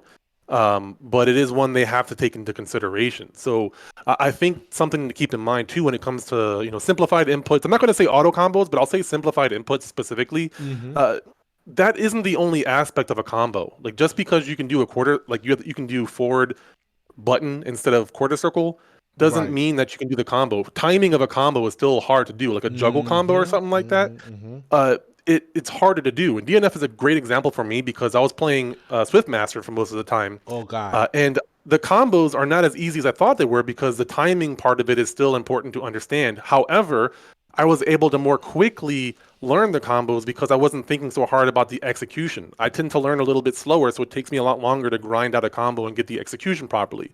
But I could just focus on just the timing of the juggle and all that kind of stuff instead, which I had the option, and that skill translates over to other fighting games. So you are Yeah. learning one aspect that makes it easier to learn other fighting games, and in turn, you can focus more on the execution of traditional inputs when you move over to like Street Fighter or Guilty Gear or something like that. You already understand how to time a juggle or get a confirm and do a simple input. So like doing Karin's Tenko, one frame, not, just frame Tenkos off of crouch short or a crouching medium kick. Mhm. That's easier to do because you already understand how to confirm into that move because you have that muscle memory, that visual muscle memory or whatever. So it's like there's a balancing act that developers I think have to take into consideration, but it is it is something that is it's just kind of the fact of the matter that you have to have some relic of old school style of games and not just have it be like the skeleton of that. Mhm. But it needs to be easy enough to where players can see results really quickly. And I think if a game has enough depth, then that part, like you're not going to just have newbies beating pro players ever. You're still going to have an exciting game if the mechanics of the game are rich enough. Mhm. Right. Because in the end, you look at it too. You're like, well, if that's the case, why this is easier to do and so forth, why is still these top players or good players are still consistently winning well? Because part of it also too, a lot of people, especially who are non-fighting games, whatever, is like, guess what? I can still do the same combo as Daigo. Why is Daigo still winning? Because that's just maybe a little bit tangent from the point of it. Because ultimately, you're in competition no matter what. There are many ways to win the competition, but then when you see the consistency of those people, no matter what, if you simplify it or make it traditional or make it complicated, you know, if Yeah. you see the same people, type of people winning over and over, and so forth, you see that sense of discouragement from those non-fighting games people or players who are not at that no or that novice or intermediate level. That's the other one of the end of it. Um, I'm probably be adding on more to what the actual topic is at hand, but Mhm. it's the point where because ultimately the non FGC people want to win in a fighting game as well. and Yeah. the fact that they want to do whatever it takes. They want to button mash, or they want to do the just a 4-4 punch to a fire, do an easy fireball versus the quarter circle and so forth. Because that's the other issue that also happens too. When I've seen many times where hey, it's easier to do this move now. Why I'm not winning, or why I can't do, no, why I'm still losing, or so forth. Because you get that Mhm. type of stuff added on to it, but it still goes to the point where should the voices matter? Because if they still can do it stuff simply, or and it's still not getting the results they're wanting, or the satisfaction of what they're playing or how they're playing the game to win or do well in the game itself, because they can, like, well, I'm not doing good in this game, or I'm not doing well in this game. I'm gonna turn this game back in, because even though they have the simple stuff for me, this person is still good. Because like I said, we did a tournament with the simple stuff added to it, and somehow there's a sense the consistent players who use more traditional inputs beat the those who use the simple inputs. So simple inputs, the simple those who use the simple inputs be like, dang, well, I still didn't win. Well, I still didn't do good. Well, dang, I must have sucked. Well, I don't think I want to come back and play this game anymore, or whatever.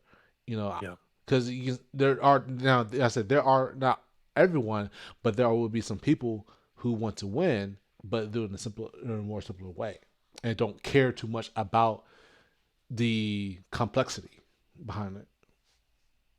Yeah.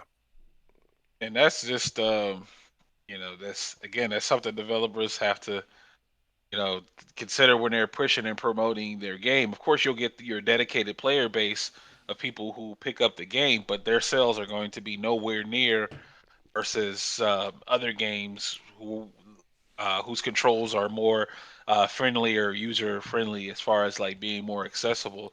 You're Right, going to see more promotion for those games that have those options because their player base is larger. right. So at the end of the day, if you release something that has ridiculous inputs or a lot of inputs for things to know first time playing, Uh, not uh really too invested or too interested into trying to learn something like that. Especially you look at a move list that has so many different inputs and stuff.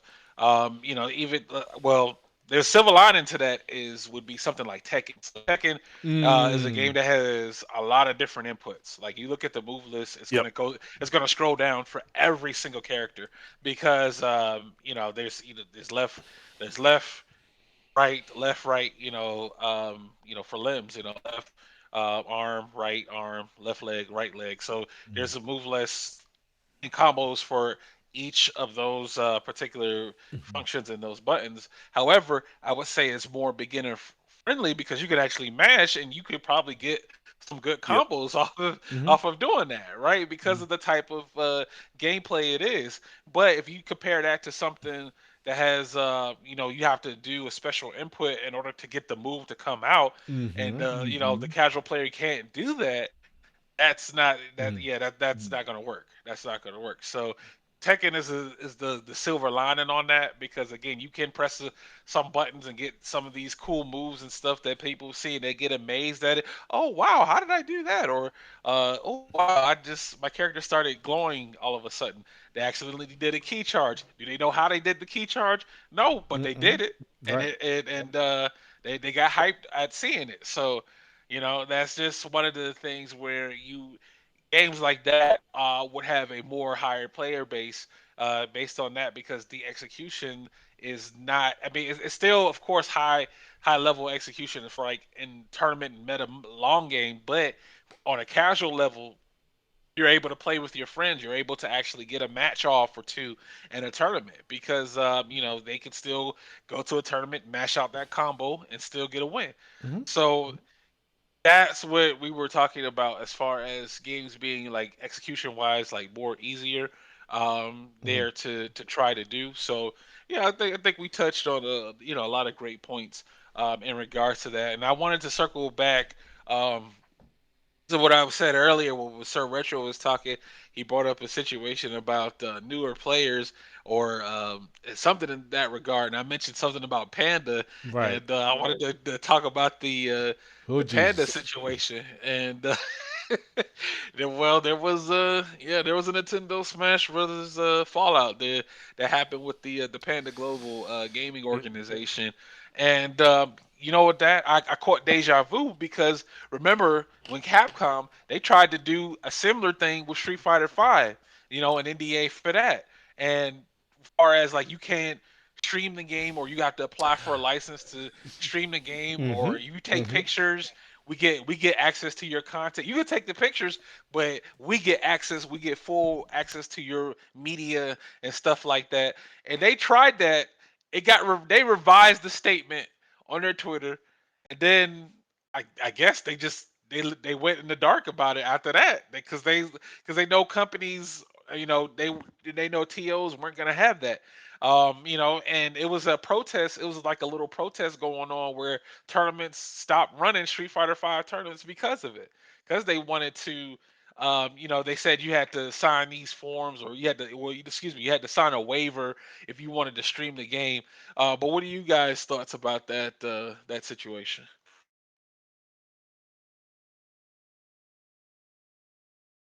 I'm torn. I followed a good bit of it, but I haven't had a chance to read through the post that Adam put and then the reply to that. I sort of zoned out from the whole situation after a while.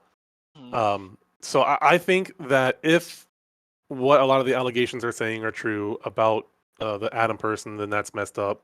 Like whoever is responsible for doing this is messed up. But I also think the Nintendo is partly to blame in all this, regardless of if this situation individually was their fault because of the precedent they've set over the years. So even like it's almost like they're crying wolf in the opposite way, where if their hands are actually clean from this, uh, they still sort of created this environment where it's believable that they could have blamed Nintendo for doing this, but it also seems like Panda's trying to exploit the fact that Nintendo has a history of doing this and trying to like slide under the radar. Or I shouldn't say Panda. Like I want to be careful about how I word this one because I don't know for sure who to believe in this situation. Or if like what wasn't there like a recent allegation about the other org also lying about this or something? It's a Is that bunch true? of it's a bunch of finger pointing. Yeah, that's what it feels That's like. literally what it is. It's like one like no one like even when they released a statement in regards Hmm. to it, even their statement didn't really directly address the allegations like that. They kind of like danced around the topic. But based on I guess based on the history Nintendo has about their Smash, the Smash Brothers scene and streaming Yeah. and being competitive and lending support and funding for it.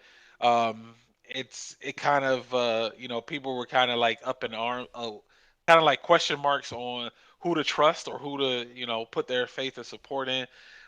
Because at the end of the day, global, playing a global day, that's a business, that's a company. Then you started seeing resignation posts from people who were contracted under Panda too, as well. So that was a kind of like a fallout thing. I am no longer sponsored by Panda, or I will no longer be competing under the Panda banner and stuff. So there's a lot of stuff that's going on behind the scenes in regards to that, things that we don't know or that hasn't been brought to public light Right. um, as of yet. So until those details get pretty much ironed out, I'm just thinking that that situation reminded me of what Capcom tried to do a little bit in a way, as far as like being creative, being control of content and stuff. But I think it's Hmm. kind of, I Hmm. think it's different for the Smash. I think that because that's with like an organization of or like getting a license to run an event and stuff, and it had to get canceled out and so on and so forth. But it did kind of remind me of when Capcom tried to do that right before the announcement of Six too, as well. I think this was like right before Six was going to be, they debuted Six. They wanted to do like a content control type of thing where TL decided to sign a waiver in order to stream the event or Mm. something. Yeah. Yeah. They had a couple of different things pop up recently or in Mm. the past, near past, kind of on the wall about a lot of that. on Mm-hmm. the fence about a Mm-hmm. lot of that because it does Mm-hmm. sound like they're trying to control. I understand some of the logic behind it, but it does feel a little bit restrictive. More so with like the streaming stuff, like you're not allowed to use certain like you can't use emojis and stuff like that with their IP, with characters of their IP, which again I get, not fun. They have the right to do it, but should they? I don't know because like it's so ingrained in the culture to do stuff like that. I think that people are actually advertising their game, but it's just a matter of when they're associated with that one ticking time bomb of a person. Mm-hmm. People like that kind of ruin it. You know, like a low tier god, for example. Like I don't want if I had a video game, I wouldn't want my logo anywhere near that guy, or I wouldn't want anything to do with him at all. So like that's just my opinion. I know everyone has different opinions on them, but like that as a company though, you have to think about that sort of thing. Like very controversial people kind of ruin it for everybody, unfortunately, Mm-hmm. and where their hands are almost tied.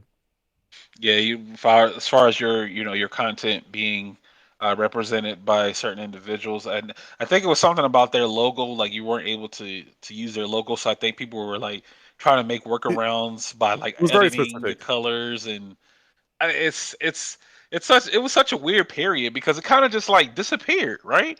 It kind of the Twitter stopped talking about it, and kind of got swept under the rug. But I just think that that incident reminded me of what tried to happen, what Street Fighter tried to happen, as far as um, getting permission to stream the event and doing that. And I think even that kind of even affected a part of a circuit that I was in where.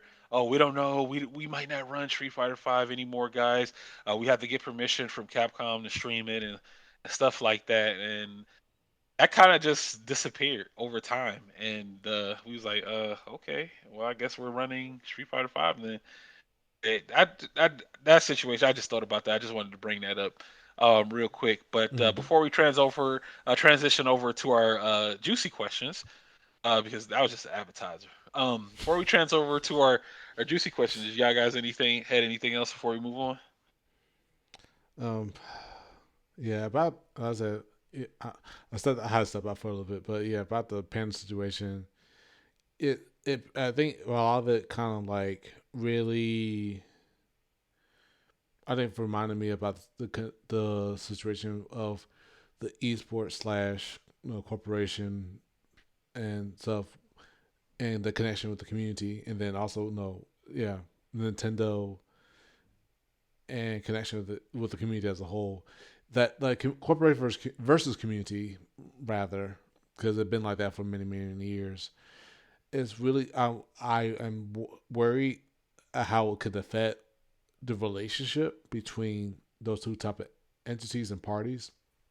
And you know, I do, I honestly do hope that these things, same with Catcom and the situation that happened with Street Fighter Five, their their program and so forth, what TOs had a sign for. I hope a lot of it does get revised and hope gets more looked into because like I said we're in a situation like I said we're feel like we're back at square one where we're like, well, we're not going to trust the corporation or these companies and stuff to do a tournament together or a circuit or something like that together. And then it's like, well, are we going to have this money? We're going to get the money to do something big or do like a major event or whatever, you know, without the support of the corporations and companies. It's we're pretty much been like that since the even MLG day, yeah, MLG and FGC days, where MLG will have stuff and ideas and games and whatever, and the FGC is like, "What are you doing? You're kind of like screwing us over," type of thing. It's a weird history that kind of feel like it's repeating itself over and over, and with the Panda Global Nintendo situation in the Smash community, it feel like it's the same things happening over and over. And of course, unfortunately, there's things that happen within more of the Panda that affected that, and it's like we get something really good, someone fucks up or screws up, and now here we are again. We have no support from this huge corporation because we could have done something huge, super huge. Granted, you have a now of Ludwig, a big YouTube player, is actually providing for the Smash tournament with all the money he has. So there's a saving grace, but then he's kind of grassroots as far as people know about him because he was a Smash player.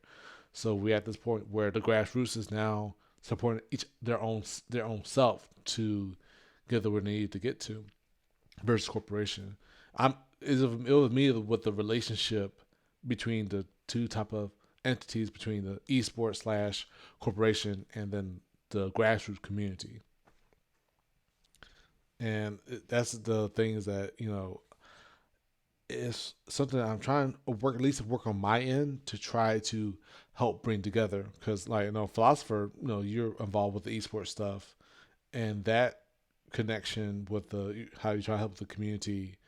I know it's not easy to build that bridge. No. Yeah. I can tell you from my end to Trust. yeah, I can tell you to my end like where I have the company and so forth be like, hey, we want to do this for y'all. We got connections and this and this and this and this. And like, oh man, that's great. That means we can get money. We can do this stuff for the community and blah blah blah blah. And then while I bring it up to the community about it, they're like, no, we don't trust y'all. We don't like y'all. What are you guys trying to bring to the table? Why you guys are doing this? Y'all gonna screw us over again? That type of feeling. And it's like, and then it's like, well, hopefully, we get more money, get more support, get more resources, whatever, and so forth. And then something happens, whether one side, one party or another is like make a mistake and it's like, see, I told you this ain't gonna work. See, I told you we ain't gonna try to work together. Why are you trying to do this? And so for me to try to be in that middle now, geez, it's strain. And seeing that what happened with Panda and Nintendo and Smash community, and even with Capcom and the FGC community, it's like, is it worth that risk to try to somehow, in a weird, miraculous way, have a connection, put this together? Now, so I'm still in the middle of it. I still have faith and optimistic that something can happen. It's finding the crazy workarounds between the legal obligations and the grassroots traditions to somehow combine. So, or even do stuff. But of course, anything that's wrongdoing on either end, I won't tolerate. But when it gets to two different parties really have a beef with each other and try to work together, man, yeah, if he can get paid for doing this, just to handle the conflicts, shoot, we would make a lot of money by now. I would say that it's tough. It's really tough. It's tough, man. Just trying to, dealing with corporations and just dealing with people again. Mm, That just all correlates back to the customer service, man. It's just Jesus. a lot of things to deal with, a lot of factors involved, and just a lot of stuff that you just don't see. Mm-mm. That's unless it's brought to light that goes on backstage, of course. Even through conversations, DMs, messages, and stuff like that. It it's just a lot that'll happen. But let's go ahead and segue into this next question. We're gonna bring it back to some Street Fighter Five All right. before we dive into some Street Fighter Six. So in regards to this, like last season, we had our local players here give their take on how they felt about the game. Originally, the reason why the podcast was started, was to get the just to try to figure out what happened to our locals. Mm. We had such a huge player base here in our area, in our state. We went from like 120 or 100, excuse me, 120, yeah, Mm-hmm. 120 at the time at our highest peak. At our local here, we had it was called Gwinnett Brawl here for the Atlanta area, and then all of a sudden it just dropped all the way from 120 to like eight or 10. So it dropped off a lot. The numbers fell off a lot, and of course, over time things change. Family, people get families, jobs, careers. Interests change as well, playing other different games and stuff like that. So over time, it just dwindled down to like like really low. And one day I was just like, yo, let's just find out what's going on, what's up with our scene here for this particular game. So that's when I reached out to those particular individuals to see if they were interested on joining the podcast to talk about that. Hit up Sir Retro. We collaborated and coordinated to make that happen, and Mm-hmm. season one was a resounding success. So here we are within season two. We're starting out with Philosopher here on us. So we got their takes. So let me hear your opinion on this Philosopher. Is Street Fighter Five a bad game? I don't think so. Oh, uh, okay. why do you ask? Like what is the reasoning behind that? I The suppose. reason why the reason why the reason why I asked is Street Fighter because that's what I was wondering at first. I said, wow, is it just that it's a maybe it's a bad game and people just don't want to play anymore, or that's why the numbers kind of like disappeared and advantage and players just stopped showing up to events and stuff. So I was like, well, wow, is this a bad game? Do people not like the game? So that's the reason why I had that question. So in I see. comparison, I just wanted to hear your opinion. What do you Yeah, think? Mm. I think Street Fighter Five had a bad launch. That's Capcom's fault, 100%. That I believe bled all the way through to where we are right now. Whether people recognize that or not, I think that on one side, them being them trying to act like they're an indie company and doing an early release without really saying they're doing an early release or whatever it's called, that led the way for every hater to just come out and like hate this game. But then you also have this other issue with Street Fighter where it's basically the this isn't the last Street Fighter syndrome. Like it seems like this happens every single version of Street Fighter. Like people act like they liked four, but there was a lot of people who did hate four when that came out. Mm-hmm. But I see that with a lot of different versions of games, and I feel like Capcom and Street Fighter is really notorious for some reason. I don't know exactly what it is about Capcom games, but people love to hate Capcom games. If they see any blood in the water, they're going to like pick it apart until it's just like nothing left. So I think that the game itself it plays well. It has some pretty cool characters. It has a diverse roster. There was a lot of things around the launch of the game, like a lack of content. Like in terms of was it a bad fighting game? No. Is it a bad game? Maybe because they Hmm. didn't have like their story mode is trash to me. It's True. very not fun. This True. like the animation isn't good. The story, the voice acting, none of it's really great. The story doesn't make any sense whatsoever. So like they don't have a good single Uh. player experience. Okay. Yeah. So yeah, I think that as a game, lackluster. As a fighting game, I love it. It's I hate Hmm. the net code. So I could argue that like yeah, and again, Oh, bad game no need to. or bad game, but like the game plays like the mechanics of the game itself play well. It's a good esport, right? Or a decent esport because it's Hmm. made for competition.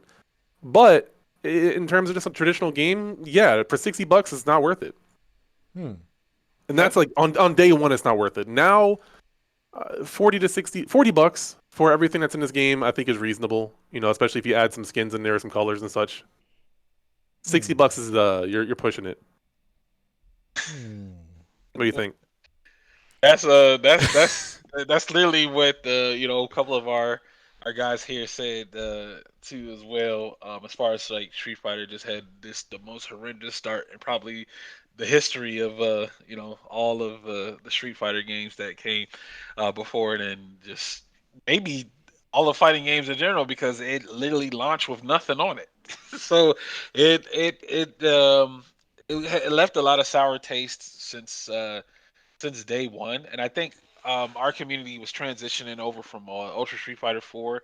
When Street Fighter 5 first came out, there was we had such huge turnouts, and like there was a point where we couldn't fit everybody inside of the venue, right? Everybody was like really close, neck and neck, and it was Mm. just it was a beautiful sight to behold. And it just had zero content on there. The only thing it had was like versus and training mode.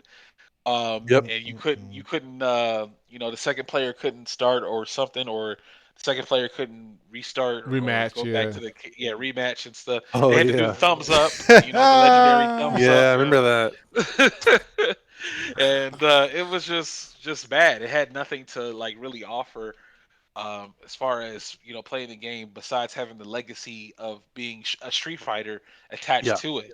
If it was any other game, automatic dead in the water, automatic. If it was a brand new, say if it was like a brand new game called Fighter's Rage or something, would have been dead instantly, Mm-hmm. I mean, look at instantly. DNF as a good example. Ooh. Like they didn't have a terrible launch in my opinion, but like they didn't have a lot. And I love that game. I truly do. But the reason it failed is because the attention span of gamers nowadays is different. Mm-hmm. They want they want that drip of content continually coming out, new stuff. Because again, they're fighting other games and DNF. Well, I'm curious to see how this will do with the new patch and everything coming out. I'm genuinely fascinated to see how that goes. But you can't argue that the way that they launched that game and continue to support it or lack thereof, it didn't really help. And then I think their first patch wasn't very helpful. So yeah, you got to think about that sort of stuff.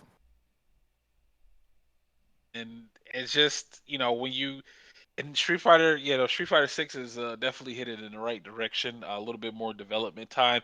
Even people were like saying that they wanted the game to come out in February. Well, I can't wait. I can't wait. 6 months or 7 months until it comes.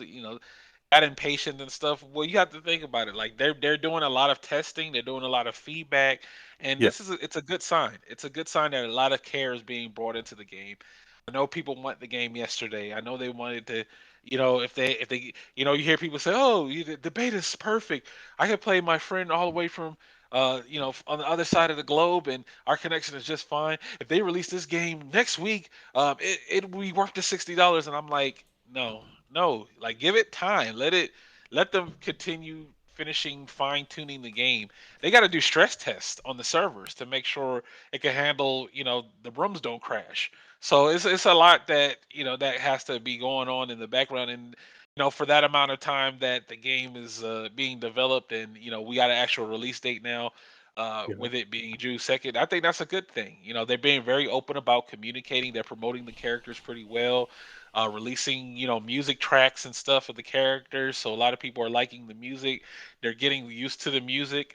I when I first heard a couple of the tunes, I was like I didn't really like them, but over time I kind of like okay, grow on this you. this actually sounded hot. Yeah, I'll give you an example. Chun Li's theme. When I first heard Chun Li's theme, I said, "Oh, this sounds terrible," but then over after a couple of listens, I was like, okay, well, now that I think about it, it actually sounds kind of good because it's kind of fitting her character, the type of character she's in and stuff. So even Right. with Jury's theme, Jury's theme as well, like it sounded terrible to me, but it fits her character, so it doesn't, it's not that bad.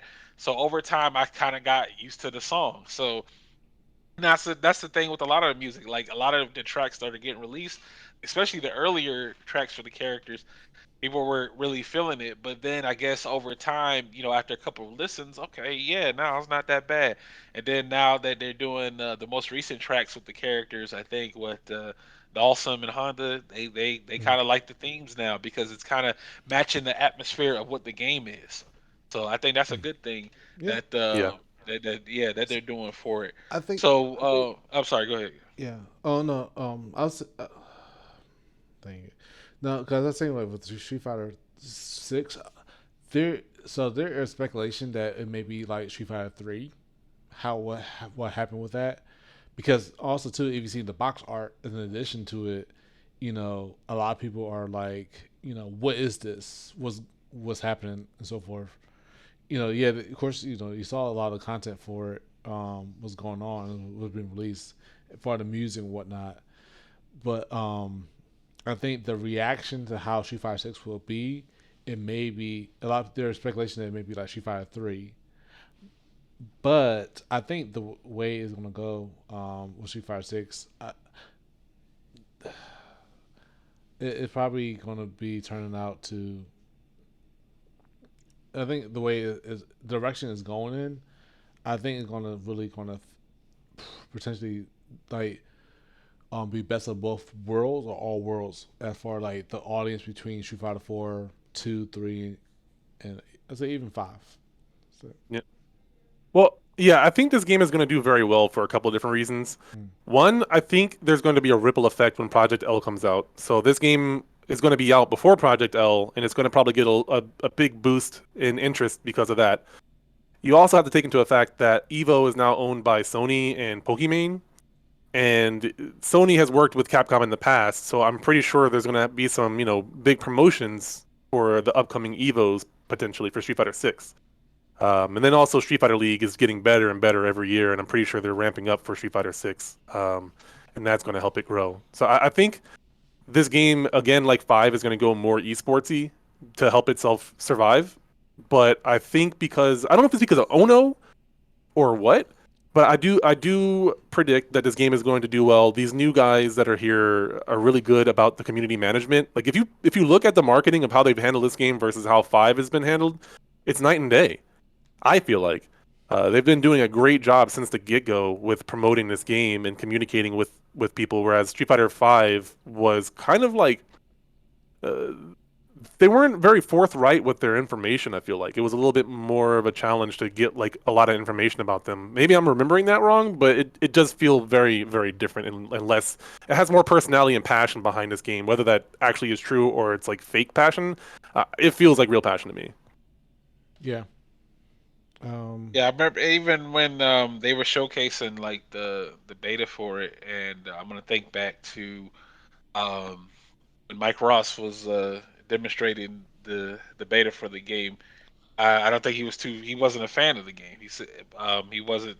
Uh, he was like, it just doesn't feel like didn't feel like Street Fighter to him. So Yeah, he didn't really enjoy it too much. And a lot of players kind of felt that sentiment. They shared that sentiment during season one. And again, they just felt like the game just wasn't there because remember it launched with 8 frames of lag of delay input, right? For that. So they had to patch that to break it down to 6 frames. So now it's down. The game came out with intentional lag, so it was if you wanted to do a particular move and it didn't come out the first time, you were wondering what's going on. But it came out the second time, yeah, especially during the netcode. Yeah, the netcode was bad. I mean, there's a whole laundry list of reasons why the game was just abysmal at launch. yeah, Even during the first couple of seasons, it got rough. If you presented the game now of course it's in its best state, but the damage had already been done. People's interest has already been turned away, or their stomachs have already been churned away from the game, so they kind of don't want to even go back to it. Now that six got announced, when six got announced, so you started to see more murmurs, more people coming back who put the game down, and they said, oh, okay, yeah, six is coming out, so let's, yeah, I guess I can come back to the game, and they go back to play it, and they get all these new updates and patches and features. It said, and then they say, oh wow, this game actually feels better than what it used to feel like, and I just haven't played it in so long. Now it's actually playing pretty well. So it's a testament to the development and over time, as far as how the game went. Um, of course, Street Fighter Six is doing an amazing job. Again, keeping people up to date, letting people go. Letting people know updates, being really open about communication. Even heck, this upcoming week is what beta number two. The second beta dang. drops this Yeah, it does. next weekend. Did you guys get in on that or not yet? Unfortunately, I can't because none of my platforms are powerful enough to run it. Not even my dang. laptop. That, yeah, that's just me. Powerful than Yeah, me. I don't know if I, what I about you? applied for each one the beta. Yeah, for the beta. Did you get in for the second one? I don't know yet. If he, Okay. I know if you apply for the first time and he got it, you don't have to. You do not have to apply it again. Yeah, if you got in the Really? first time, Yep. yeah, if you got in the first time, you should be able to get in on the second one. I did not get it on the Oh, first one. Okay. Yeah. oh, okay, okay. Yeah, they So, didn't email Yeah. me anything, so I don't know. Probably well, not. Well, salty. I mean, they did been posting about it. Like, yeah, and there's a link they have. Like, go ahead and apply for it again. Yeah. And this, Hmm. yeah, so that. That that's really a good thing. I think this one will allow more players to come in and play it. I think it's still no word on the PS4 version. We're still in the dark on it. We know that it is coming to PS4, and God help all the PS4s out there because it's about to be start. It's going to sound like an airport when it's time to run the game, I believe. But I think it should, for the most part, be should be all right. We should hopefully we get some information on what's happening with the PS4 because I think they're doing since they're doing the beta tests on the next gen consoles. I think that'll be their primary focus, and we'll see how it looks when the PS4 version comes out. We don't even know what the PS4 version looks like as of yet, so I'm kind of making the comparison. It's going to be very interesting I'll, on that, and we'll see how that plays out there. I'll let you know how it Um, is. you say later, why you sound so sad? Don't sound sad. Don't be. I don't think I'll get a PS5 anytime soon. So Yeah, or a high PC soon. So the thing is, if anything, just in case, I'll probably have the PS4 version. yeah, As long as my yeah. We'll PS4 get. don't explode before when I try to turn it on. Or when you try to put the when you put the game in and boom, nah. Don't put- Yeah. You'll be all right, man. I think you'll be with a lot of other players, man.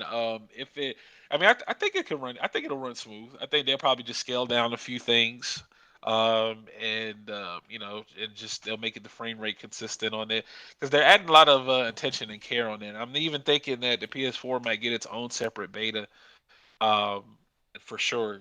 Before they do I think what it is, they'll do like maybe another beta test for the next gen, and then they'll probably do like one for PS4, another one for PS4, and then they'll do like the cross play with everything, just to see. So I'm glad that they taken that to do like a little extended testing. Again, I know people want the game yesterday, but I think that's a good time frame to get people to get ready for it because yeah, about 7 months in here. I was thinking it was going to be launched. I was one of the few that thought it was going to be launched early for next year, but I'm glad it's being left in the oven just a little bit longer because sometimes it could be a little cold in the middle, so you just got to throw it in there for extra 7 months or something so it can get nice and crispy in the middle. So Mhm. yeah, hopefully that'll be the case here. But talking about Street Fighter Six, I know that there's like a big tournament that's supposed to be going on for it, just for the beta that Li Joe was hosting I, for it. I did see that. Yeah, if you go on his Twitter at this is Li Joe, it has all the details. I think he was like putting up a $500 pot bonus, Punch Macherino. He capped it at like 120 something players for it to sign up for the beta. So I think that's interesting that people have been running tournaments for a beta, and I guess that's just a testament to how good the net code is because that definitely wasn't happening during Street Fighter Five, or it couldn't happen during Street Fighter Five because I think during the beta there wasn't you couldn't make lobbies during the beta. It was just like only like casual matches that were ready that you could play in, and that was it. So you couldn't make lobbies during the Street Fighter Five beta, so that was unfortunate. But for six, that's a good sign. That's a very good sign that they got these lobbies and stuff, and people can just customize their avatars and things like that. Just a lot of content being poured into the game, which is a very very good sign. And like Philosopher said, that transitioned over to Project, for Project L. That's a good thing for Project L. Is a game that's being a little bit more accessible to players, and that could make them venture out to play other things too as well. So it's interesting, having the whole hub world mode, um, and on top of having accessibility controls. So there's a lot of things to do. I Yeah. was wondering one of the things I was wondering, and I was seeing like in a couple of screenshots, Hmm. was it gonna be like an open world like MMO type of thing where somebody else can join you in World Tour, or was that just only single player? I think one of the screenshot had like two avatars in it, I, but I don't know what mode that was. I think.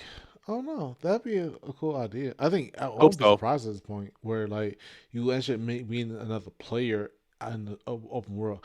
Cause I want to say even from the first trailer when they show the open world stuff, it looked like you can interact with those other characters like other players and not just Mm. NPCs or other versions, like computer versions of those type of characters.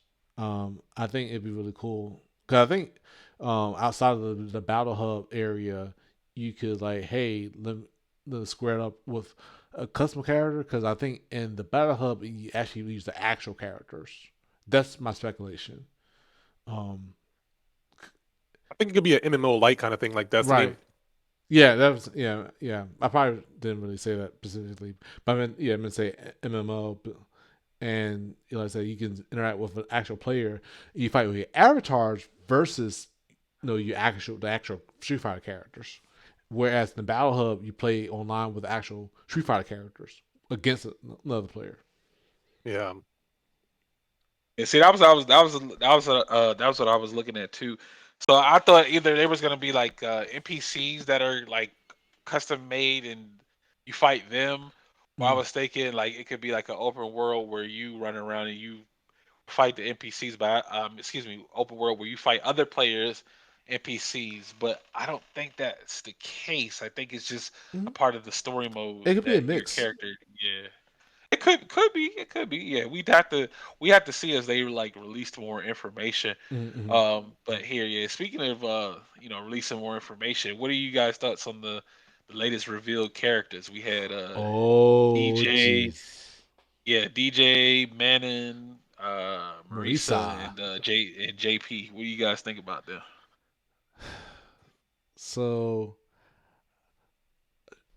I'll talk to Jackal Man because I don't know. I'll see how JP is. I know that's my avatar currently on the podcast promo. Shouts to Jacob, man, doing his thing. Thank you so much for everything, man.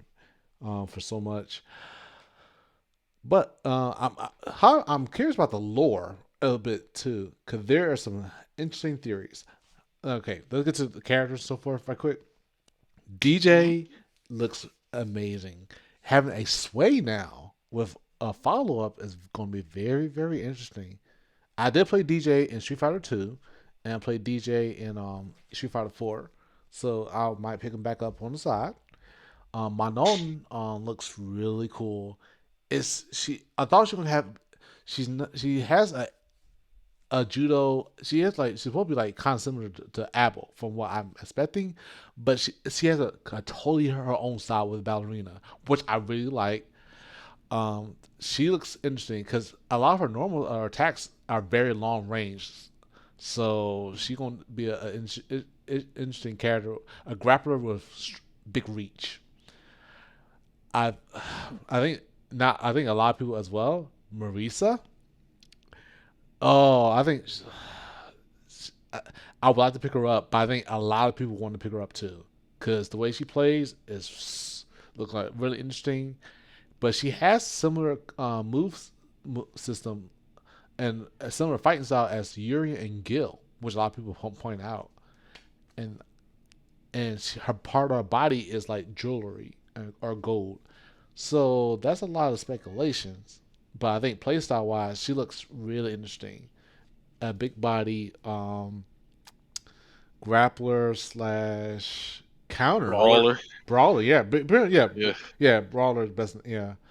JP pretty much is a bison. Teleport, Yeah, trapping, locking down. And a lot of people were speculating that he using part of Bison's body, like Bison's soul is coming out of his whatever.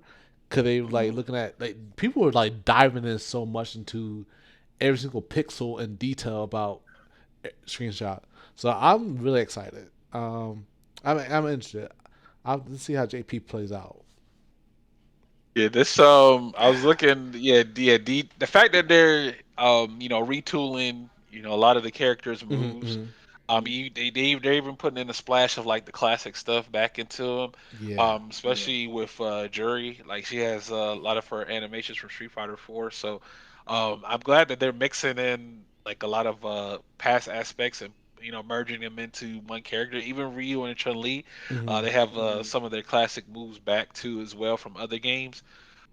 So the fact that DJ is getting a sway, he's like I think he'll be like a hybrid motion charge character. So like maybe you do a Yeah. motion with the sway and then like maybe go into charge after that. But we'll see. We gotta wait on the move list to see what those characters Hmm. are going to play like. Manon, Manon. Excuse me. How you say it? How you say it? Retro. Manon. Manon. Manon, isn't it? No, Manning. It's like yo, they get mad when you say Manning. No, don't say Manning. This ain't Manon. Madden, not Madden. Manon, Yeah. Manon. There it is. You gotta put some. Manon. Manon. Gotta get Manon. Yeah, put some Yes, there respect you on her go. name. Gotta put some respect on her. She is a French ballerina. You know what I'm saying? The fact that she's able to do a lot of judo and um, lot of style and substance in her attacks. Very graceful, man. I feel like the Manon players are the ones that eating croissant and drinking tea for breakfast. Those type of they're fancy. They're a little fancy right there. The Manon players. 'Cause, yeah, Oh, she looks very graceful. Very, She yeah. definitely has the essence of Karine in her, for sure. I like It's like Irene. a weird Korean like apple Yeah. mix. Cause like the thing is like even the way she looked, it's like that's like apple colors and apple design ish. If apple was a woman, that was Manon. And like they're French as well. It's like that. There's no way because I think a lot of the characters in general, even looking at JP, is like the new generation of those type of characters. We got that from Street Fighter Four. No, sorry. Well, no, Street Fighter Five in a sense with Manat kind of being like a little bit of Rose in there, Ed mixing the boxer or Balrog and Bison. Um, you seen that like that new generation. So I think, like I said, it's that concept that's Street Fighter Six is pushing towards that Street Fighter Three concept now. You're gonna have this new version of Bison, new version of Abel, or no, Street Fighter Four, Street Fighter Five characters. I'm very excited for because I like the fact it introduced that, like you were saying earlier, that familiarity, but then something new at the same time in their own way of doing it. Yep. So, Especially with you see Marisa, she has mm-hmm.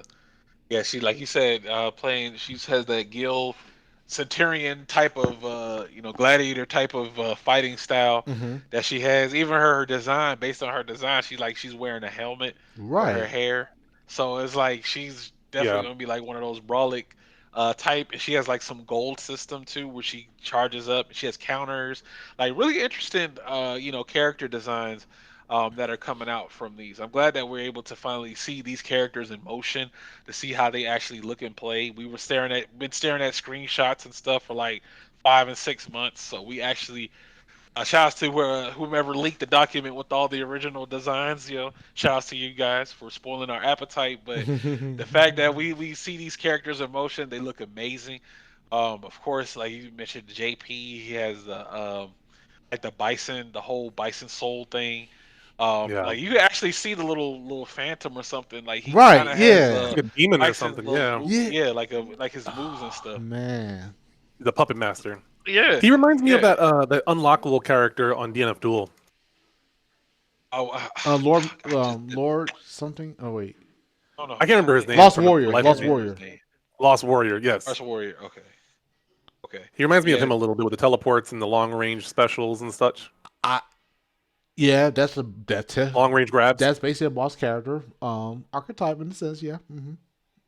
yeah. But that's the good question is JP the main villain though? Is Cause he the main villain yeah, of he's the the only game? one I that when think they so, You know, go or at ahead. least of the main storyline, Cause non DLC. right. But the thing about it, cause like when that transition, I don't know. I'm like those people that are digging in deep into it, but it's like the transition to where like he's like talking about, well, he wasn't worthy enough or whatever like that.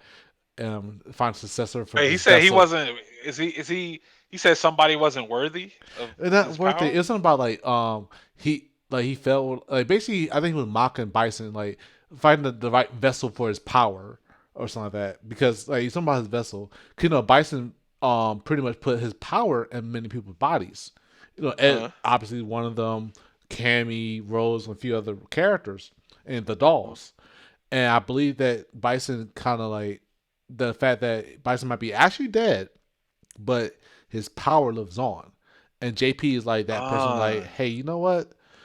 You know, I got this power. Bison didn't use it right, and then, he's not a good leader. No, he didn't find the right vessel. I'm the right vessel. Like he kind of like trying to take over, and plus he's the head of an organization. And the fact that in the trailer he fought Ken, so it's a theory that he's probably his organization set up Ken from that while Ken is in the way in the position that he's in now. I'm sorry, I love it's the lore. I'm really big into. That's the thing. I'm big into it because now the thing is though, I'm curious about what's Marisa and Gil and Urian because similar fighting style, and then the fact that she could turn her body to gold.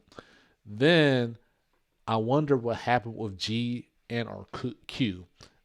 If either of those two come back somehow, bruh, like I say, because this is way after Street Fighter 3, by the way. So this is totally different, totally after everything. and I think five, JP is and related to five him. takes. I'm sorry. Go ahead. I was just saying that I think JP is related to G and Q somehow. That's originally what I was thinking, and I was who know? Okay, They purposely made him look like he was Q in the back, like when they first showed him from the back with the hat on. man. They knew what they were doing. I, hear me out. Hear me out. This Go what I ahead. this what I'm thinking. Now, and Rose. Okay, so if Mm-hmm. you guys looked at Rose's ending in Street Fighter Five, Yes. if you remember, if you haven't seen it, okay. Basically, she mentions that the world was going to like head towards ruin or like it's on the verge of being destroyed or something, and she had to go back to past. She said something about return to zero. Mm-hmm.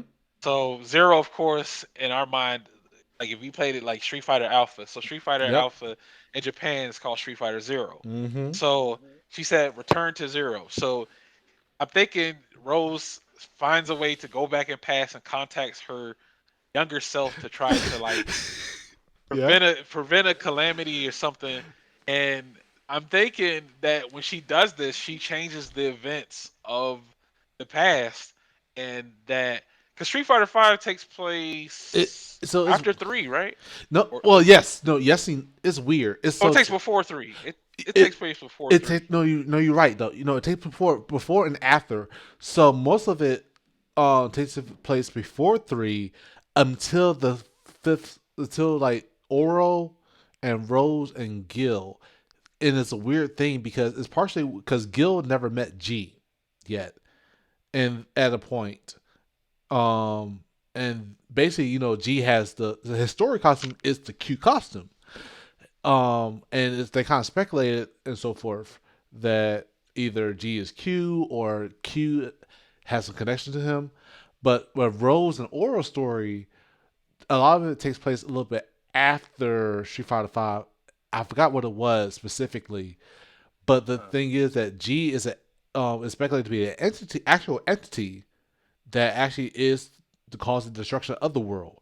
That Rose was like, oh, he's a fool, and like, oh no, because yeah, Rose story, like I said, she fought G, and G was like, okay, and Rose was like, wait a minute, I fought you, I tapped into you. Wait a minute, you're not just a fool, you're the end of the world. And G's like, yes, I am the beginning and the end of everything. I'm the reason the Earth is going to be what it is. I am the Earth. And he like, yes, you seen the whatever. So yeah, and so her story is like, hey, I think there's a way we need to go back to zero. There's some way you got to reset something. So with Street Fighter Five, but then the developers did say Street Fighter Five takes place after Street Fighter Three. So either in a weird sense, something happened with G and never happened, or like you said, they pulled a MK9 Raiden concept where she tapped into her past self or whatever she did and reset things to that was prevented. Because if G is supposed to be the end of whatever it's supposed to be, I I think it'd be interesting if it led to, it would be like either the end of it, but the way they said Street Fighter Six takes place after Street Fighter Three, which was technically after Street Fighter Five and Three. Um, then I think the idea is that it maybe gets to the point G is about to end everything, or that reset happens and it's like it's a different timeline. But then they didn't say it's a different timeline, so I don't know. That's the thing. I'm just curious. I like the mystery of it. So who knows? Who knows? It could be a soft reboot. It could Right, be a right. soft reboot of the Yeah, I I'm think not that's gonna. series gonna be a because good idea. I'm not gonna argue yeah, against it. I'm not definitely no. Even though they said that Lily is is taking over T Hawk's tribe, like you see, like I said, the generation, the new characters, they're kind of like passed on because like Ed's still around, obviously. So it's like Ed wasn't Street Fighter Five. Luke is still around. Ryu is older. I don't know. It kind of be a weird alternate future after Street Fighter that's what Three. I'm thinking. That's what I'm thinking. That'd be It's an interesting. alternate. It looked like an alternate timeline to me because Mm-hmm. if you look at the character designs like that are now like for Ed, he's not in this commander gear anymore. Rashid is like in a different outfit now. Um, like of course Chun Li still looks the same. She doesn't age. Um, that Capcom won't age her. So it looks like it could potentially be a different timeline. And when we see JP, now what if AP was the original Q? Like was originally Q? Like because we see the hat and trench coat. Like philosopher said, he pointed out like when they first saw JP, they specifically showed us that shot. They could have showed us a shot from any different angle, but they chose to start it off with him in the trench coat and the hat. Come on now, come Yeah. on guys, That's Capcom, please, insane. y'all know exactly what y'all doing. Y'all know exactly what y'all doing. So I'm thinking, what if JP was like before Q, and like he was the embodiment of Q, but we see him using like the Bison cycle power and stuff like that. But what if Bison was the one who took JP's power, or something like that? It's a lot going on. It's a lot of little theories here and there that are going on with the story. So it's going to be interesting to see once the game comes out. But philosopher, what are your thoughts on the new characters? I'm excited about them. I'm in a situation Mm-hmm. where there's a lot of characters that I'm interested to play, which usually I'm struggling to find the character that I'm interested in. I think JP looks pretty cool. I have mixed feelings about DJ as a character as a whole. As a Jamaican guy, as someone who's Jamaican first generation on my dad's side, like I feel like sometimes Jamaican characters are played like tropes and stuff. Even though I do think DJ is a cool character, Mm-hmm. so like I'm probably gonna mess with him. I'm hoping that they didn't like make him, terrible accent kind of thing. I'm hoping that you did him good. But he looks cool so far. I know that Jamie's not one of the new four, but he looks sick as one of the new characters. And I like the idea of these other two characters, Manon, and what was the other one? Marisa. Marisa. Marisa. Yeah, I think both of them are really, really cool. I think it's pretty interesting to have the big body character, but have it be a female. I think that's kind of a cool reversal. It kind of reminds me of like Zarya from Overwatch. Yeah. Uh, and then I am interested in this ballet grappler character. I don't know if I'll like it or not, but I am very curious. A character that dances on you while bodying you is a pretty interesting concept. It is. It is. So yeah, so I might just play around and mess around with her. But the only other character I was waiting on was to see how she plays would be Lily here. So hopefully, probably within the next month or at least in February, we'll get another trailer, another character trailer. I definitely think we're gonna get a trailer because what Capcom Cup is in February, Mm-hmm. right? The finals. Okay. Right. Right. Yeah, so we're definitely getting something after Capcom Cup Finals ends. So maybe we will get the trailer, the character trailer for the other characters too as well. Mm-hmm. So also I wanted to see what Aki well AKI supposed to be like Oh a yeah. character that looks like Fong. like the lady, like she's like a ghoul. She's like an assassin. Mm-hmm. She got like Yeah, The these yeah, lady really yeah. from long nails and stuff, and I'm like, bro, what is this character? What is this character? So we get to see what. Hopefully, we'll see what she looks like and what she can do and stuff. So there was some speculation that she was like Fong's apprentice or something. But we'll see what happens. Because didn't Fong die at the end of Street Fighter Five? supposedly, yeah, he got kicked over the balcony or something like that, if I Uh, remember. Um, uh.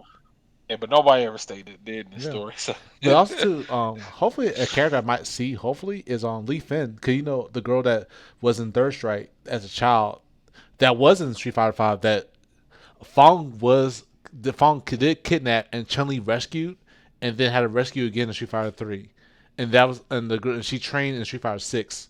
That's the same girl, Lee Fin, the one that had Mm, the headphones on and stuff. mhm. okay, In the early trailer, they actually checked the tweet. They confirmed that was Lee Fin from Third Strike, that little girl. So So interesting. she might potentially be DLC, yeah, the soccer the soccer of this game DLC for sure. that'd be really cool. But yeah, that would be interesting. So all right, so we're getting ready to looks like we're coming up here on the 3 hour mark here Dang, for this been three podcast. hours. So yeah, man, Mm. look how time flies when you're having fun, man. But once again, want of course want to thank Philosopher for taking the time out of his Sunday evening to join us here for this podcast for the season premiere of episode 1 of season 2. So thank you so much for that, Philosopher. But get ready to close out for the podcast. Did you guys have anything else you wanted to talk about? Support your locals. Our locals. Oh, that is a very good question, Sir Retro. I'll let you take the floor for this one. Oh, So I was saying support your locals. Oh, support. I thought you said where are Yeah, your yeah, yeah. locals. I'm sorry. No, well, that's a good question Support too. your But yeah, locals. yeah, yeah. yeah. Yeah. Well, I think you should know Philosopher because I've been sending people from our scene to your online tournaments. But yeah, we Yep, are appreciate from, it. and yeah, we are from Middle Georgia, Macon for me specifically.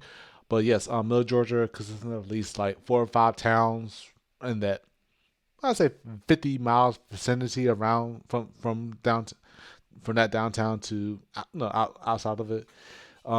Yeah, Middle Georgia area. Um, and we've been sorry my cat playing with her toy, but yeah, I pretty much born and raised as well from the area. Even though I live up north, so in Philadelphia, so I don't have a southern accent, but yeah, I Middle Georgia, we're growing, we're basically building up. And I said we just had one of our oh no, had our biggest tournament locally in a while of all time, I would say. So definitely, if you want to look for us, yeah, definitely support our locals too. Definitely support our scene for those who are aware of it or not aware of it. Definitely, we'd like to see you guys come down, take a nice trip. Even if you fly from here, we actually had someone at one point drove 16 hours from New Jersey to come to a tournament for Super Turbo last year. Woo.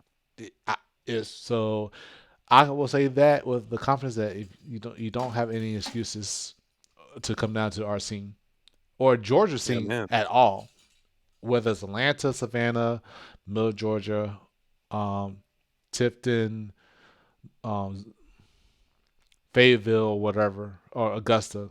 So yeah, you definitely will get more than just the money thing. You'll get great experience dealing with the Georgia scene. We're loud and we're proud. Just to let you know about that. Oh man, I think he caught me off guard when we was at the local. He saw somebody come through the door he hadn't seen in a while. He yelled. I said, "Oh, what the world?" I said, "That surprised me." I said, "Dang, I didn't know retro had vocals on him like that."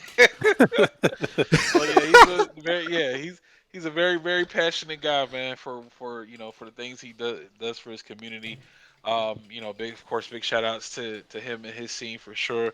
Did you have any philosopher? Did you have any shout outs or anything you wanted to say to the good people before we close out? Yeah, sure. Shouts out to the Kalamazoo FGC. Come out here if you're in Michigan area or Midwest area. About an hour away from Chicago, hour away from Detroit. Oh no, wait, 3 hours away from Detroit. We're a good ways away from Detroit, but nonetheless, come out here. KZoo FGC on Twitter. You can follow us. I'm Philosopher, Philocypher on Twitter. You Mm-hmm. can catch me out there. Appreciate you guys for having me on. It's been awesome. Thank you, man. Thank you for filling out the form. Yes, I'm talking to a certain individual. Yes, fill out the form. Uh oh. Make sure you guys so that way we can get you scheduled and booked in for the episodes too as well. Please do so because reaching out to people on their DMs is a very tiring process. That you get left on read and stuff like that. So you kind of feel away after a while. So please, guys, if you're interested in getting in on these podcasts, sir, I have it posted up on my social media. Retro he'll retweet it. He may even post it up too as well. If you guys want to sign up to get in on an episode to discuss your scene, we'd be more than love to have you. Again, thanks Philosopher for telling us about some Kalamazoo FGC Yeah, buddy. out there. You know what I'm saying. And if you guys want to catch any of these Kalamazoo tournaments, I think there is an event called on Monday that's actually tomorrow. And Philosopher, what is the Hey. name of that event? Hey, That is Mighty Modem Mondays. yes, You can sir. go to our Twitter. We do that every Monday, a tournament at 9 p.m. Eastern Standard Time. It is free to enter. We almost always do a matcherino, usually just like at least $20, but I've been putting a little bit more money in there. So there is that financial incentive is there for you guys that want it. Goku Cooper and JB are usually the ones that actually host that. Not JB from Street Fighter, but another JB. He's a really cool guy. The real JB is his name, actually. It's kind of funny. But nonetheless, you can find them every, is it Goku Cooper? Twitch.tv/, Goku Cooper. Just go to Kalamazoo FGC. We post the links on there every single time. So follow us on the Twitter and you'll get the tournament posts. But you can also get a link to our Discord on there as well. Mm-hmm. Yeah. That's all I got.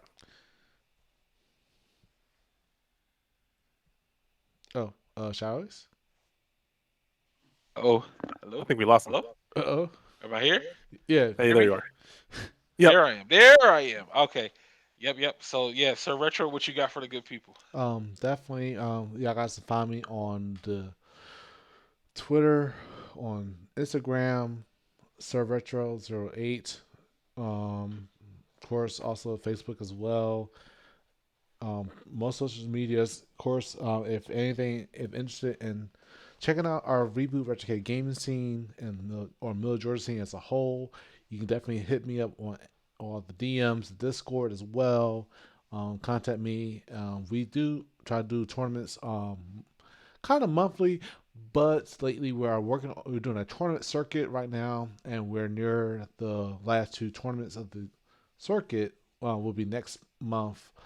I didn't have the advertisements ready though, but we definitely January 21st and February 11th. We'll have the details ready. Right now, we're gonna get ready for a break for the holidays, but definitely hit me up at any point in time. Ask me any questions.